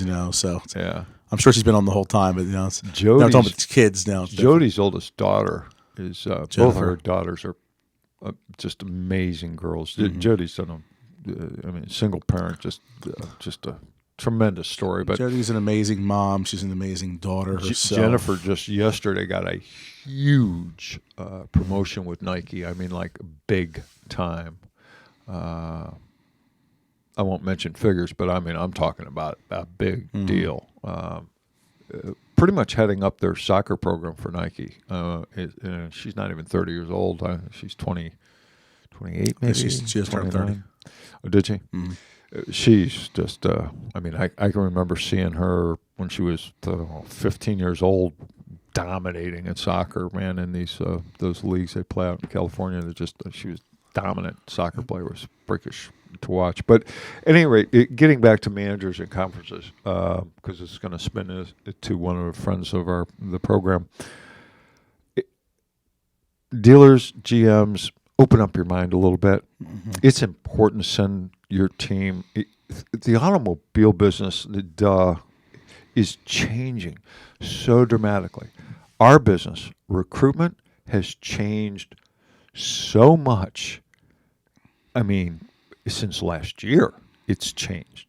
The technology and the artificial intelligence that we use as a company and everything that we have planned for the future is all, we try to plan 3, 4, 5 years out to stay ahead of everybody. It's just everything changes so dramatically, so quick. We've got to get away from, there's a lot of quote unquote old school stuff that is very important. We can't lose the basics of the automobile industry, what has made people successful. However, you must stay current. And if you don't send your people to events and that kind of training and because what conferences should be and what they end up being is best practices times 10 or 20 or 30 or how many of our speakers there are. So in my mind, it's a must, man. You got to invest in these people. Yeah. You cannot expect your management team, your sales team, your service advisors, your managers, techs, without continuous, consistent, ongoing development and training, you cannot expect them to live in the bubble vacuum of your dealership and just through osmosis of past successes that comes out of the walls, expect them to be successful and to keep growing. It won't happen. You'll be stagnant, and if adapt or die, and you will die. It's just there's no gray area in that. You certainly won't be able to grow. You certainly won't be able to take a single point deal into owning 3 stores, 3 to 6, 6 to 15, 15 to 40. It won't happen. It won't happen. I don't give a crap how much money you got. You got to develop and on an ongoing basis, train your people, and conferences are a good way to do that. And that would lead me into talking about, which why don't you talk about, is our good friends Matt Kinning and the Rockstar Unconference. What do you think about that event? Other than everyone should go to Rockstar.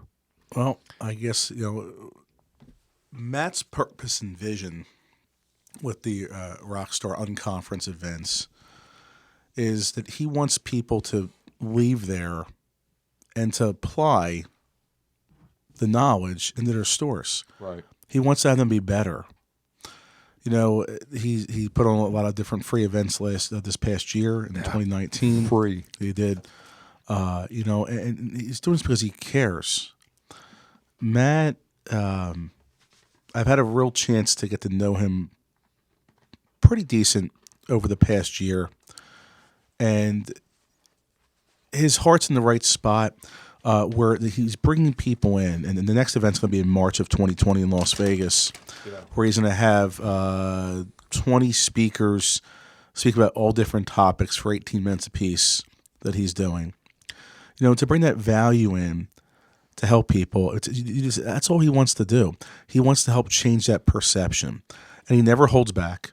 He always speaks his mind when it comes to that. And it's just, you just see this. He always makes things fun. We have a good time at it. They're a blast. They absolutely are a blast. I mean, Jody's on here. Jody has attended several of them as well. Yeah. And these dealers, general managers, these are not. And you guys got to go.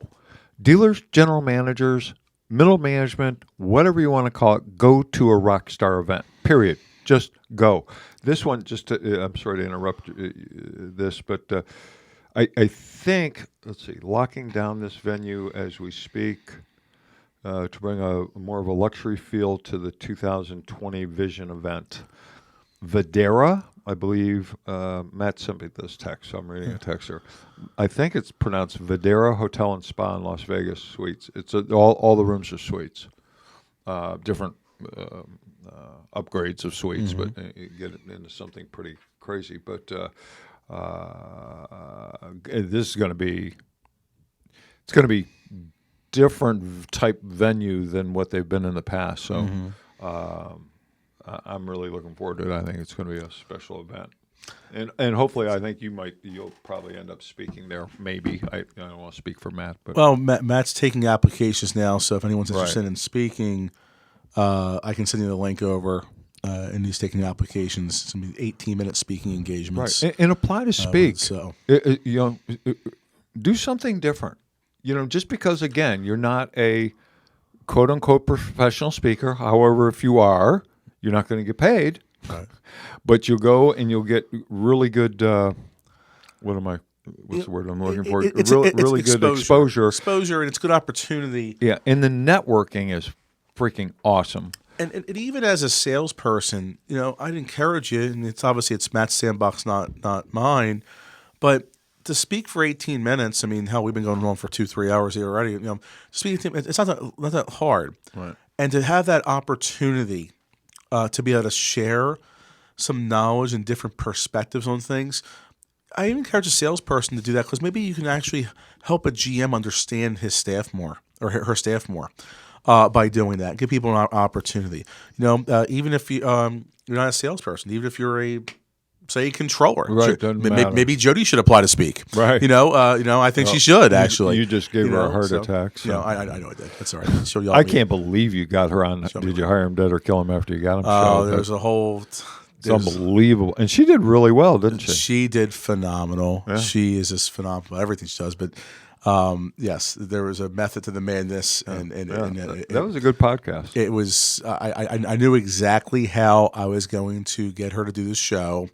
I was just waiting for the right opportunity, and the right opportunity happened, and I knew she was going to say yes. Mm-hmm. And sometimes you have to be patient for someone to just say yes. But I know it's going to happen. Right, so it's just so it happens. Rockstar is awesome. We strongly urge you, go to rockstarinfo.com, rockstarinfo.com, or you can reach out to Matt Koenig online. He is Matt Koenig. He is everywhere. Koenig with in one T, MAT. Right. Matt is everywhere. Reach out to Matt via social, and he'll get back to you. He's a very accommodating, great guy. And AutoMax happens to be a sponsor of the event, and they're a sponsor of this podcast, so it kind of works out. Friend of the cool. program. Friend of the program. And Matt's actually been on the Recruiter podcast. He flew in from Michigan, which is awesome. And I had a chance to take him to dinner the night before the podcast as well, before I flew out to my campaign. With it, but yeah, he's a real good dude, and as he would say, you're just a moment away from having an impact on your life. Let me knock out. Let me knock out a couple other friends of the program here. One would be Tacobi, TECOBI. Tacobi, if you're not aware of them, you should be. If you're a dealer or a salesperson, you want to get this information to your dealer. They are the mavens on Facebook in terms of Facebook marketing and lead generation with their Facebook algorithms. The Facebook algorithm, which they have, I would say, mastered, is not an exaggeration. They kill it with Facebook marketing, and they will get you leads. They'll get you so many leads, frankly, and this is real. They will get you so many leads you won't be able to handle them. Which then what you need to do is give Anthony a call or give the office a call and say, hey, I need more people to handle all these leads. So, but really, I mean, no kidding. That's how many leads you'll get. They get it down. Jason Kertner is a Facebook posting fool. Well, he's not a fool.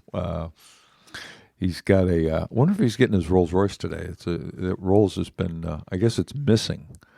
It's on a transport somewhere. Oh, they don't know where it's at? They can't track it? No. I mean, it's like Amazon can check a set of pencils, right? You've lost a Rolls Royce. It's pretty simple. It's either in transit or on a covered tractor trailer for a Rolls. Right. Or it's at the port, one or the other. Or he's getting lied to. Or it's on the boat. Or it's on the boat. And then I don't know where it's manufactured. I don't know. I don't know where it's coming from. But that's the only spots it can be. I mean, I've tracked cars that way before. I mean, it's just... But go to Tacoby.com and check them out. Have a conversation with Dan Webb, who also was on the podcast. Just sharp people, very aggressive, and they will... if you listen to them, like anything else, if you listen to them and their process and their program, and reach in your pocket a little bit, ain't nothing cheap that's worth it. They could change the direction of your dealership. Speaking of changing the direction of the dealership, I want to talk to you about my personal friend, Troy Spring. Turbo Troy Spring, and our friends at Dealer World. Man, they are different. This is a marketing company, ad agency. They call themselves a performance agency that really do that. They go, the old thing about, undersell, overdeliver. That's their deal all the time. Mm-hmm. They handpick their clients. They don't have thousands of clients. Because they could not service them the way that Troy demands that his company services. They're growing and growing and growing and growing and growing and growing. And why they're growing is because of their results. They do not grow because they are constantly beating their chest. They don't grow because they're the cheapest. They grow because of their results, and their results are the best. If you want full-blown marketing and a performance agency to deal with, reach out to Hunter Swift, reach out to Troy Spring, reach out through, and the best way to do it really is mydealerworld.com, mydealerworld.com. Reach out. They're great people. I've known them personally for years, and they're just top-notch automotive people. They know what they're doing, and they're... And the cool thing about Troy, Craig, is that, so I was talking to Troy on the phone 3 weeks ago. We were on the phone for about a half hour. For every 2 clients, he has 1 employee. Yeah. So the personal connection, the personal touch of his agency is off the charts, and something that you just really can't find out there. Yeah, it's true. Today. And he properly trains his employees, the communication level. Constant. Now, there's a place that has daily training. Yeah. There's daily training every day that he has. And he's so humble. His story is amazing. He's been a guest on the Recruiter podcast. He's been a guest on the Hire Him Dead, Come After You Got Him. He spoke at our event last year. Yeah. It's just what a tremendous asset he has. And what he told me is he's also willing to do a free assessment for your store as well. So reach out to him or to us when we put you in touch with Troy, and he'll do a free assessment for you just to see different things there. And you can go from there to see if you want to invest the time with Troy and Dealer World. But I highly recommend it. It's worth the time. It really is. Yeah, you're 100%. And then last but assuredly not least is our friend Stephen Warner, the CEO of Automotive HR. I'm going to say that again. Automotive HR. It is, I'm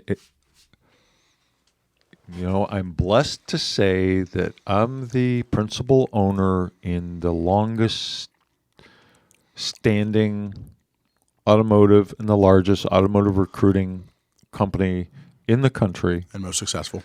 that does what we do. There are job boards and this and that and another thing that have been around longer, I guess, but literally no one does exactly what we do. Like literally nobody. Now, I've said this before and I'll say it again. It is all the time. When were you in Canada? A month ago?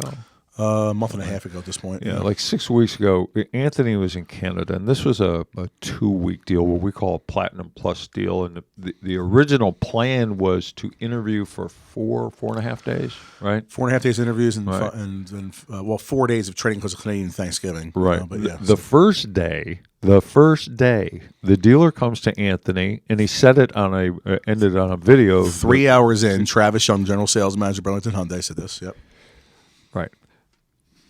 So he comes up to Anthony and, paraphrasing, you in several hours have far exceeded, in terms of interviews, more applicants than we've had over the last 4 or 5 months trying to get salespeople in our store. We had to cut the interview portion of the campaign, the recruiting and training campaign, short because it was just the response was overwhelming. Now, the reason, I'm not going to personally take a lot of credit for that, or my team isn't. A lot of it was simply due to Automotive HR. Yeah. It is a platform that is a career branded website. It's beautiful. It's a work of art. It puts your career tab, career page. It makes it look real. It's not a lousy job posting that doesn't go anywhere. It's attached to actual job boards. It has its own ATS. That's an applicant tracking system. It's like a CRM for talent. You build your own talent network, basically. Not basically. That's what you do over time. It allows you to correspond with applicants in a quick, professional manner, not unlike your BDC. Job postings, and one of the things is you post jobs 24 hours a day, 7 days a week, 365 days a year at no additional fees. You don't have to pay all this crazy money that Indeed and all these companies want. And they post to it's over 100 different job boards that they post to, that your job posting goes to. They're all pre-written in over 100 languages. It's ridiculous. Now, the latest thing, and something I'd really like all of you to look at, is their so-called back end, their onboarding, their electronic onboarding package and edition that these techno nerds that Stephen has with them that have written new code for. It's incredible. And ladies and gentlemen in the automobile business or any business, do not be confused. Whatever industry that you're in, most of your turnover is based upon, tell them, Dix, is based upon those initial few hours or few days of employment. It's just a absolute fact. So with this onboarding, it automates everything, most of it, not everything, most of it, and it allows your new hire to be able to start with your company in a much more professional way, a way that's going to allow you to retain them, where they have a full understanding of what they've gotten into, what they're responsible for, the rules, and putting them in a position to be successful long term. There is literally nothing like it. Any of the other competitors, KPA, Hierology. None of them have what Automotive HR has. None of them. None of them. That's why we use them. We rep them as well.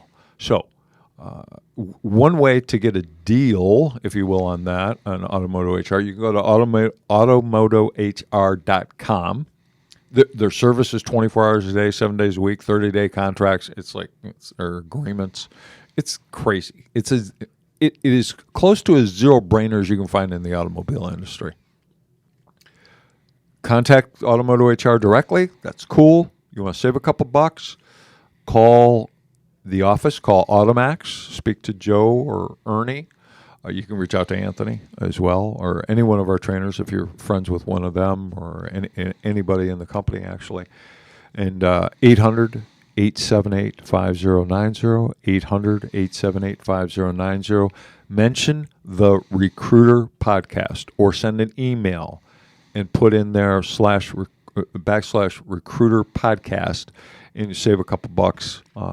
It's a subscription-based fee. It's crazy cheap. I mean, like crazy cheap. I'm like talking about dinner for four at a nice restaurant, crazy cheap a month. So just do it, man. It's like awesome product. And everything Craig said there about Steven, who's literally intelligent off the charts. I mean, he's so intelligent. He's a genius. He really and the guy's is. 25 years in the car business, too. It's not like this is not just and he some served tech our guy. country. He's a veteran as well. Yeah. Here's the specific numbers from the campaign in Canada. Big shout out to Burlington Hyundai. When Mama Jane called me, I was driving home from Long Island, New York, from the Atlantic Automotive Group, and she told me the numbers. I was like, oh, my God. She said, what are you going to do? I said, let's hang tight on advertising. I'm going to call the owner of the store, and we're going to do more training. 74 people showed up over 3 days. I actually got sick when I was up there, because I told so many people. It was just crazy. But 74 people I interviewed over 3 days, and then narrowed it down. I could have brought back 45 or 50. I narrowed it down into 20s, and eventually to just in double digits there for what the hires were. But there were so many good quality people there, and it's because of the automotive platform, and also part of that too was Burlington Hyundai's stellar reputation. Big shout out to Vince Jones, the owner there, who's a wonderful guy, and Travis's GSM and the rest of the staff there. So they actually, the salespeople put on the board there and tagged me on it, one of my quotes, a couple days ago, and put it on Facebook, which is pretty cool. So, but yeah, that's the results that you can get in your store for a very small investment with Automoto, with it. So you're just a moment away from just giving somebody an opportunity that could be your next 30-plus car salesperson. Yeah, you never know. Yeah. And of course, techs and so forth. I mean, literally every position. So yeah, it's real important, man. Real important. It's all about people. People who need people are the luckiest. Right. Have you ever seen?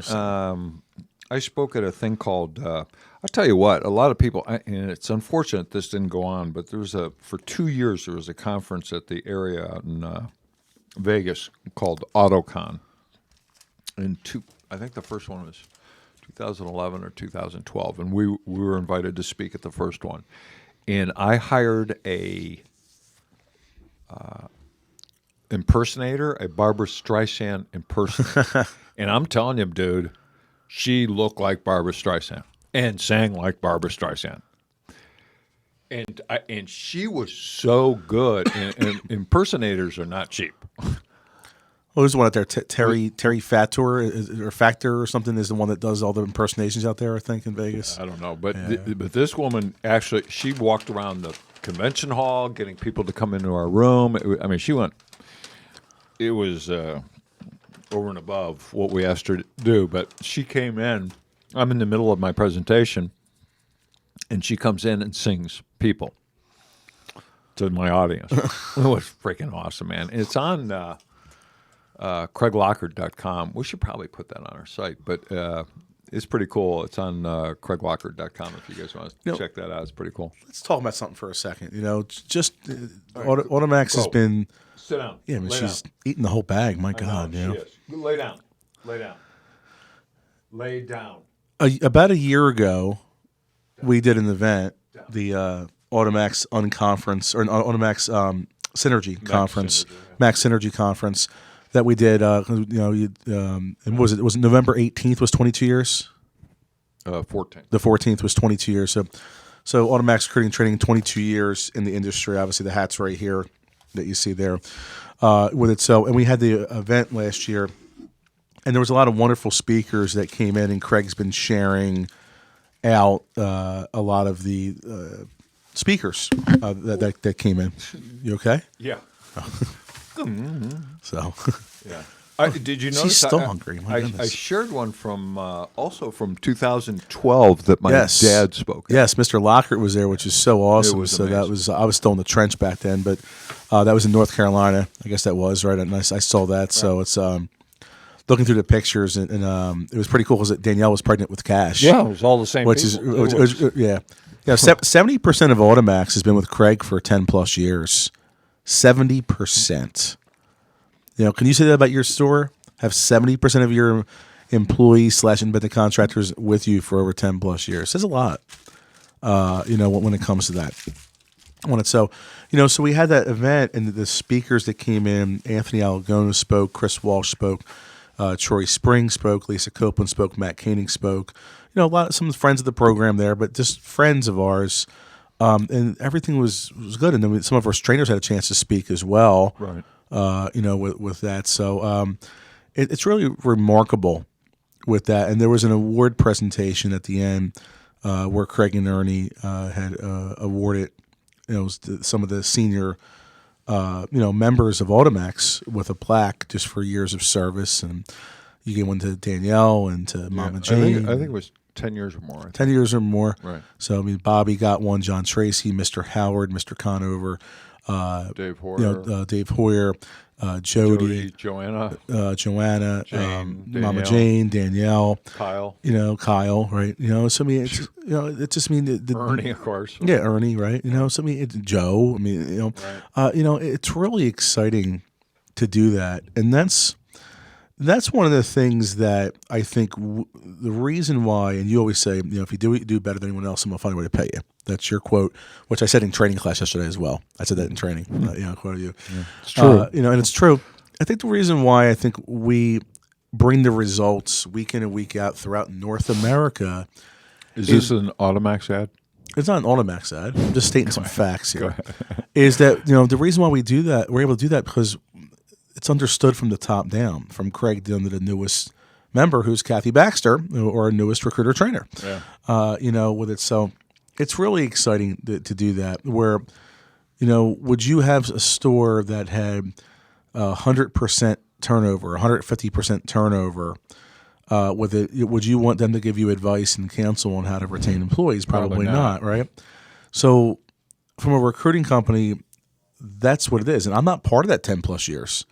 10 years ago, I was in the trench. I was still working deals. How long have you been? Almost 3, right? 3, yeah. So wow. Will I? Well, I mean, it's up to him, but I mean, God willing. He said to me in April, I'm not allowed to leave. He has lawyers, so, Yeah. So, I don't let it's anybody. an ongoing joke. Within my power, I don't. Guys, managers, dealers, don't let your people leave. If you've not hired them, Dad, if you've not made a mistake in hiring, and that happens, we are all fallible human beings. If you've not made a mistake, certainly don't kill them after you got them, and do not let them leave unless they can substantially better themselves by leaving. I would never. If something came across your path that was a no-brainer opportunity, life-changing thing for the rest of your life, dude, I'm all in. Right? Because it's good for you. We had that conversation because 3 months ago I was offered something to go back in the trench, and I turned it down immediately. Right. And your immediate response was when I told you that was, I'm never going to stop you from bettering yourself. I said, no, I'm right where I belong. I'm not going anywhere. Yeah. I don't care if somebody offered me to run a whole store and be a GM. The answer is no. I'm where I'm at. And you never know, man. No, it's not. It's the relationships are there. It's life changing. It really is. And that's why it's so important to be able to uplift each other. I mean, Joanna just hopped on here. Joanna helps you be a better version of yourself. No question. Every day she does. Yep. And she's an awesome person. And it's you see that. You want to talk in about people. overcoming things? Yeah. I mean, this girl grew up literally in the sand, in a hut, climbing trees to get coconuts in the Philippines to eat and feed her family when she was 8 years old. Yeah. Just her story is unbelievable. She needs to get on the Jahiram Dead. We've had the conversation, her and I, and I'm working on it. Ain't happening. Good luck with that. I've told her and Brendan to come into the studio here. It's different from on camera versus in person, but maybe.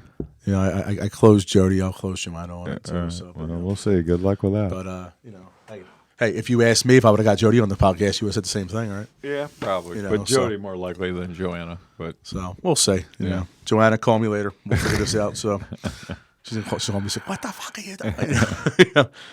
All right, let's. Algona just hopped on too. Hey, Ant, how you doing, buddy? Anthony, we just got done talking about you. Actually. Yep. Great people. Aren't we blessed to know a bunch of really good people in the car business? We really are. And unreal. And you always say, sometimes you do these podcasts selfishly because you learn from each other. And, not that you're learning from me today, but the guests that you have and everything. And it's really exciting to be a part of that. And you meet that. And you have Dixie with you today. Yeah. And so let's talk about Dixie for a second. Dixie, obviously, she almost died last October, 13 months ago. Yep. And Craig was supposed to go to Rockstar. Yep. And he calls me the night before. I just finished up at a conference in Orlando that I was with Joanna and Jody. We were together. And Brendan was there too, that we were at together. And he said, I need you to go to Vegas, to be able to represent, because Dixie could actually have a 5% chance to live. Right. And I was like, oh my God, and obviously, Dixie's like your fifth child. I mean, she is. And for those who don't know, Craig has 4 children, so, and I went there and I had this young lady come up to me, Katie Maris, and she said, "Do you watch my videos?" And now Katie and I are very close friends. I met Frank Lopes there for the first time. That was the first time I ever met Matt. Lisa Copeland was there, who I had a chance to actually hear Lisa speak 3 times over 6 weeks last year. Over a 6-week span, I heard 3 times in Orlando, Vegas, and Jersey, and heard Lisa Copeland speak. Mm-hmm. That was like amazing, So it's like you have people that are there, and you grow that. And it's just, and it started with, oh, you represent Craig, you work for Craig, but now it's like, no, they're my friends, right? You know what I mean? And you do that, and it's Becky Chernick, my good friend Becky, it's these people. This is how when you surround yourself around winners, when you surround yourself around the proper tribe, like people like Michelle McLean, and you surround yourself with people that are like that, you'll be more successful, and you'll help other people because you grow from that, from the tribe. Yeah, well, it's easy to know who the right people are because they're constantly helping other people. If you find people that are constantly giving, that's the kind of person, man or woman, that you want to hang around with, in my opinion. Because if you shut, God give us 2 ears and 1 mouth to be used proportionately.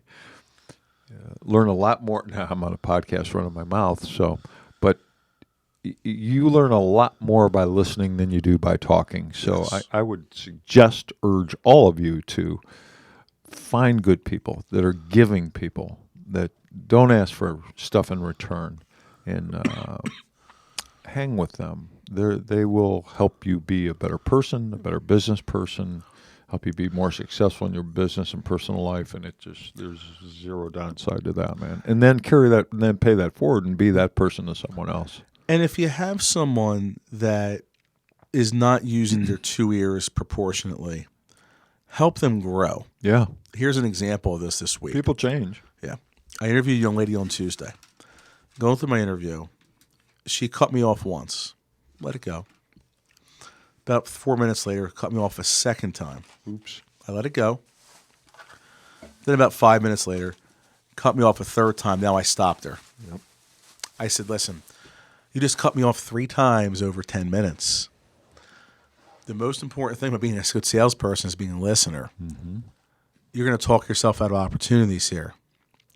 And she quieted down. And I looked at her and I saw her eyes. And I said to her, I said, you didn't lose the opportunity. I like you. I love your enthusiasm. We just got to help curb it a little bit. That's all. Okay? So take a deep breath, relax. I'm just putting you in the carpet here because I care. I finished up the interview. I invited her to the training class. She was amazing yesterday and got hired. Right. Well, some of those people, and that's a great story. Some of those, and I think that's a good lesson, maybe something we'll end this on. When you're interviewing someone, be in their shoes for a moment. Yeah. They could be, that was probably, as a guess, probably based on her fear of interviewing, and people react differently. They lose eye contact, they fidget, they talk over you, the interviewer, all of which most interviewers would say, okay, well, he or she is out. But they're probably just nervous, or there's something. It doesn't matter. It doesn't mean they're not a good potential employee or team member. It just means that they interview poorly. That's fixable, man. That you got to give. In a lot of cases, you got to give them a shot. You know, don't look for ways to turn people away. Don't look man. for reasons to not hire. Look for reasons to hire. Yeah, you know, and we're not talking about gigantic reaches, but it's been our experience over 22 years, and I don't know what the number is anymore. I guess we should probably keep an accurate count now, but it's probably approaching 19,000 recruiting campaigns. I mean, when you say it out loud, it's ridiculous. And probably close to 200,000 people placed in the U.S., Canada, and Puerto Rico in every single position. You'll learn some things over that period of time. And one of the things that I've learned is there's a lot of people that we've reached for on a dealer's behalf that have become legit superstars. Yeah. Like legit superstars. So does it happen all the time? No. Do you make mistakes hiring up front? Yeah. Do you kill people after you hire them? No question about it. Just narrow those margins down a little bit, and you give people a shot, and then just really truly develop them. Not, go troll this guy for a week. Okay, you're done. You're forever trained. Yeah. That's a recipe for disaster, and you're going to be calling us back in another 6 weeks, and you're either going to say, your shit doesn't work, or we just need more people. And then you're going to call 6 more weeks later, we need more people. Well, that's a problem. That's a problem. And we're only going to take your money for so long before we cut you off. It's just like, it's like, that's something I don't want to get involved with, ongoing, month after month after month. I just don't want to keep going back into that store. It's like the real key is understanding that applicant or candidate. Yeah. This is what I found out about this young lady. Because we did a group interview presentation yesterday. I was telling you this before we jumped on today. That I decided to call that audible. I thought it was the right decision because the dealer looked at me and said, "How do you want to do this?" I said, "These are the 2 options. I think this one's best." Okay, Anthony, we trust you. And she got up and told us she's 21, raises her 2 sisters that are younger than her, that are both minors. Her mom is on disability due to a severe car accident, and she is the only income in the household. Why do you think she was nervous? She's trying to better herself, but she's sitting there in the interview process with this guy who she doesn't know, that I can come across as intimidating. I'm not the skinniest guy in the world. And that's why one of the reasons why when I interview like this. When I'm interviewing a millennial, I sit back about a foot behind the table. If I have a table in front of me or catty-cornered, I sit back and relax versus sitting normal this way. It's less intimidating for that millennial. I picked up on this. And, she was just nervous thinking, oh, my God, I want to make money for my family. I'm feeling the stress and pressure. And that's why she was doing it. And people start talking faster and all that. So I encouraged her with that, and she was so excited. Another applicant, same day, Tuesday, comes in, and we'll just say, she definitely has been judged a book by its cover, this young lady. We'll leave it at that. And she told me that she had reached out to double-digit dealerships, and only 2 got back to her. One was us, Mama Jane, reached out. The other one was an hour and 20 minutes away from her house. Okay, that's pretty tough for a salesperson. You bet. I went through the interview with her, and she had told me that, and at that point, I was pretty confident I was giving her an opportunity. I finished the rest of the interview, and I said to her, I said, every success story that you watch on TV, read about online, all start with that person being given an opportunity, and they chose to capitalize on it. I believe all of us give opportunities in this world, but most choose not to capitalize on it. You're looking for an opportunity. I give them. Are you going to capitalize on opportunity? Oh, absolutely. Well, great. You're invited to training. And that little paragraph that I do occasionally when I wrap up an interview is that's how I started my chapter in my book, with that. And she literally looked at me and she said, "Thank you for giving me a shot." And when I heard that, I was just like, yes. Yeah. Or as you would say, oh, yes, as you would say, And that's what it's about. I quoted her in class. I said to her, I said in class, somebody told me that. And then she got up and she said, well, if you guys didn't know, I'm the one that Anthony was talking about when said, thanks for giving me a shot. So I told her she was hired yesterday.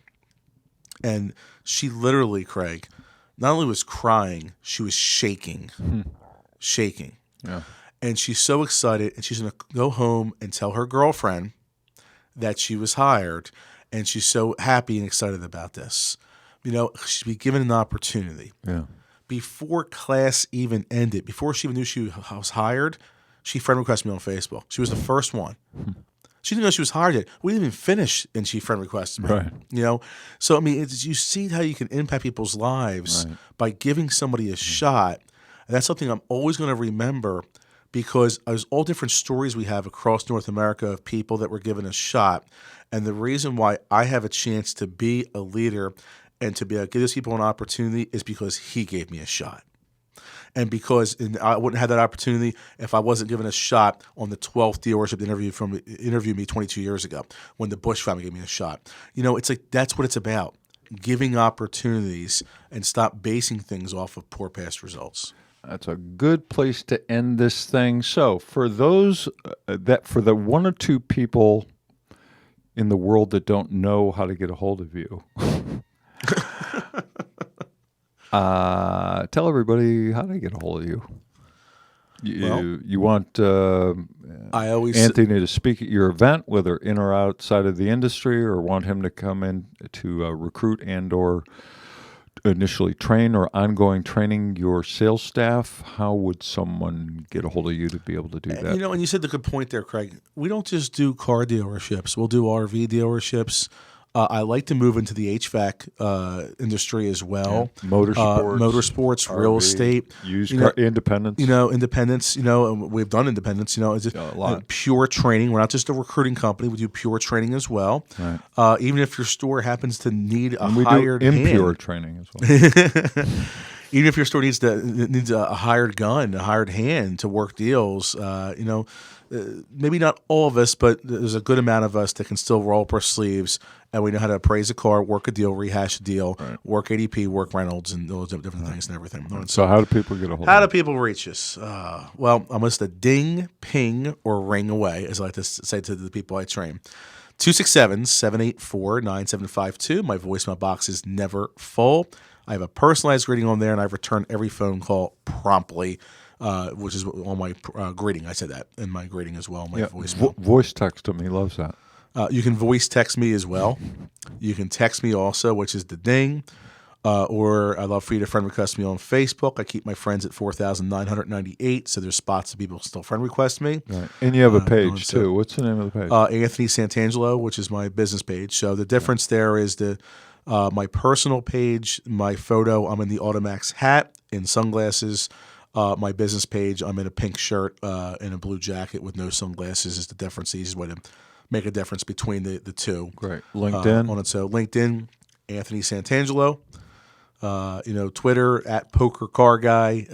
Twitter is a little bit more sports, poker, and car business, where LinkedIn and Facebook is 99.9% business, with the exception of the occasional singing karaoke on there. So, or you can get to Anthony through AutoMaxRecruitingandTraining.com, or call the 800 number and request Anthony to help out your store in any possible way that we can in terms of personnel. And I'm available 24/7.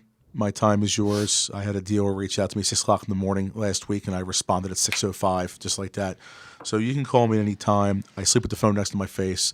I will respond to a text message at 3 in the morning. I absolutely will. That's how I roll. All right, dude. It's been a short one. It's only 3 hours and 31 minutes. Oh, it's been kind 3.5 hours. Has it really? Yeah, 3.5 hours. Ernie, we did not set the record, but 3.5 hours. For those of you that end up coming into the studio, when we say it's a time warp, it is a time warp. There's almost no way you can get to everything. It's weird. So listen, thanks a lot for listening, watching. Share this with your friends. If you're just catching the end of it, hit the replay. Again, all the different ways you can watch or listen. We're on all the audio platforms, Stitcher, iTunes, Google Play, SoundCloud, Spotify. This episode will be able to be heard on those platforms in about 2 weeks. But you can listen or watch, rather, the replay of this either on our YouTube channel, AutoMax Recruiting, or our Facebook business page, AutoMax Recruiting. Tell your friends and neighbors. Leave comments, suggestions, questions, what have you. We really love you. Go out and positively affect someone's life today. That's right. And let us know how that works out for you. Thanks a lot, Knuckleheads. It's been real. Peace. Happy Thanksgiving. Yeah, happy Thanksgiving. All right. Bye, everybody. Dixie says bye, too. Yeah. Bye, all. Awesome, huh?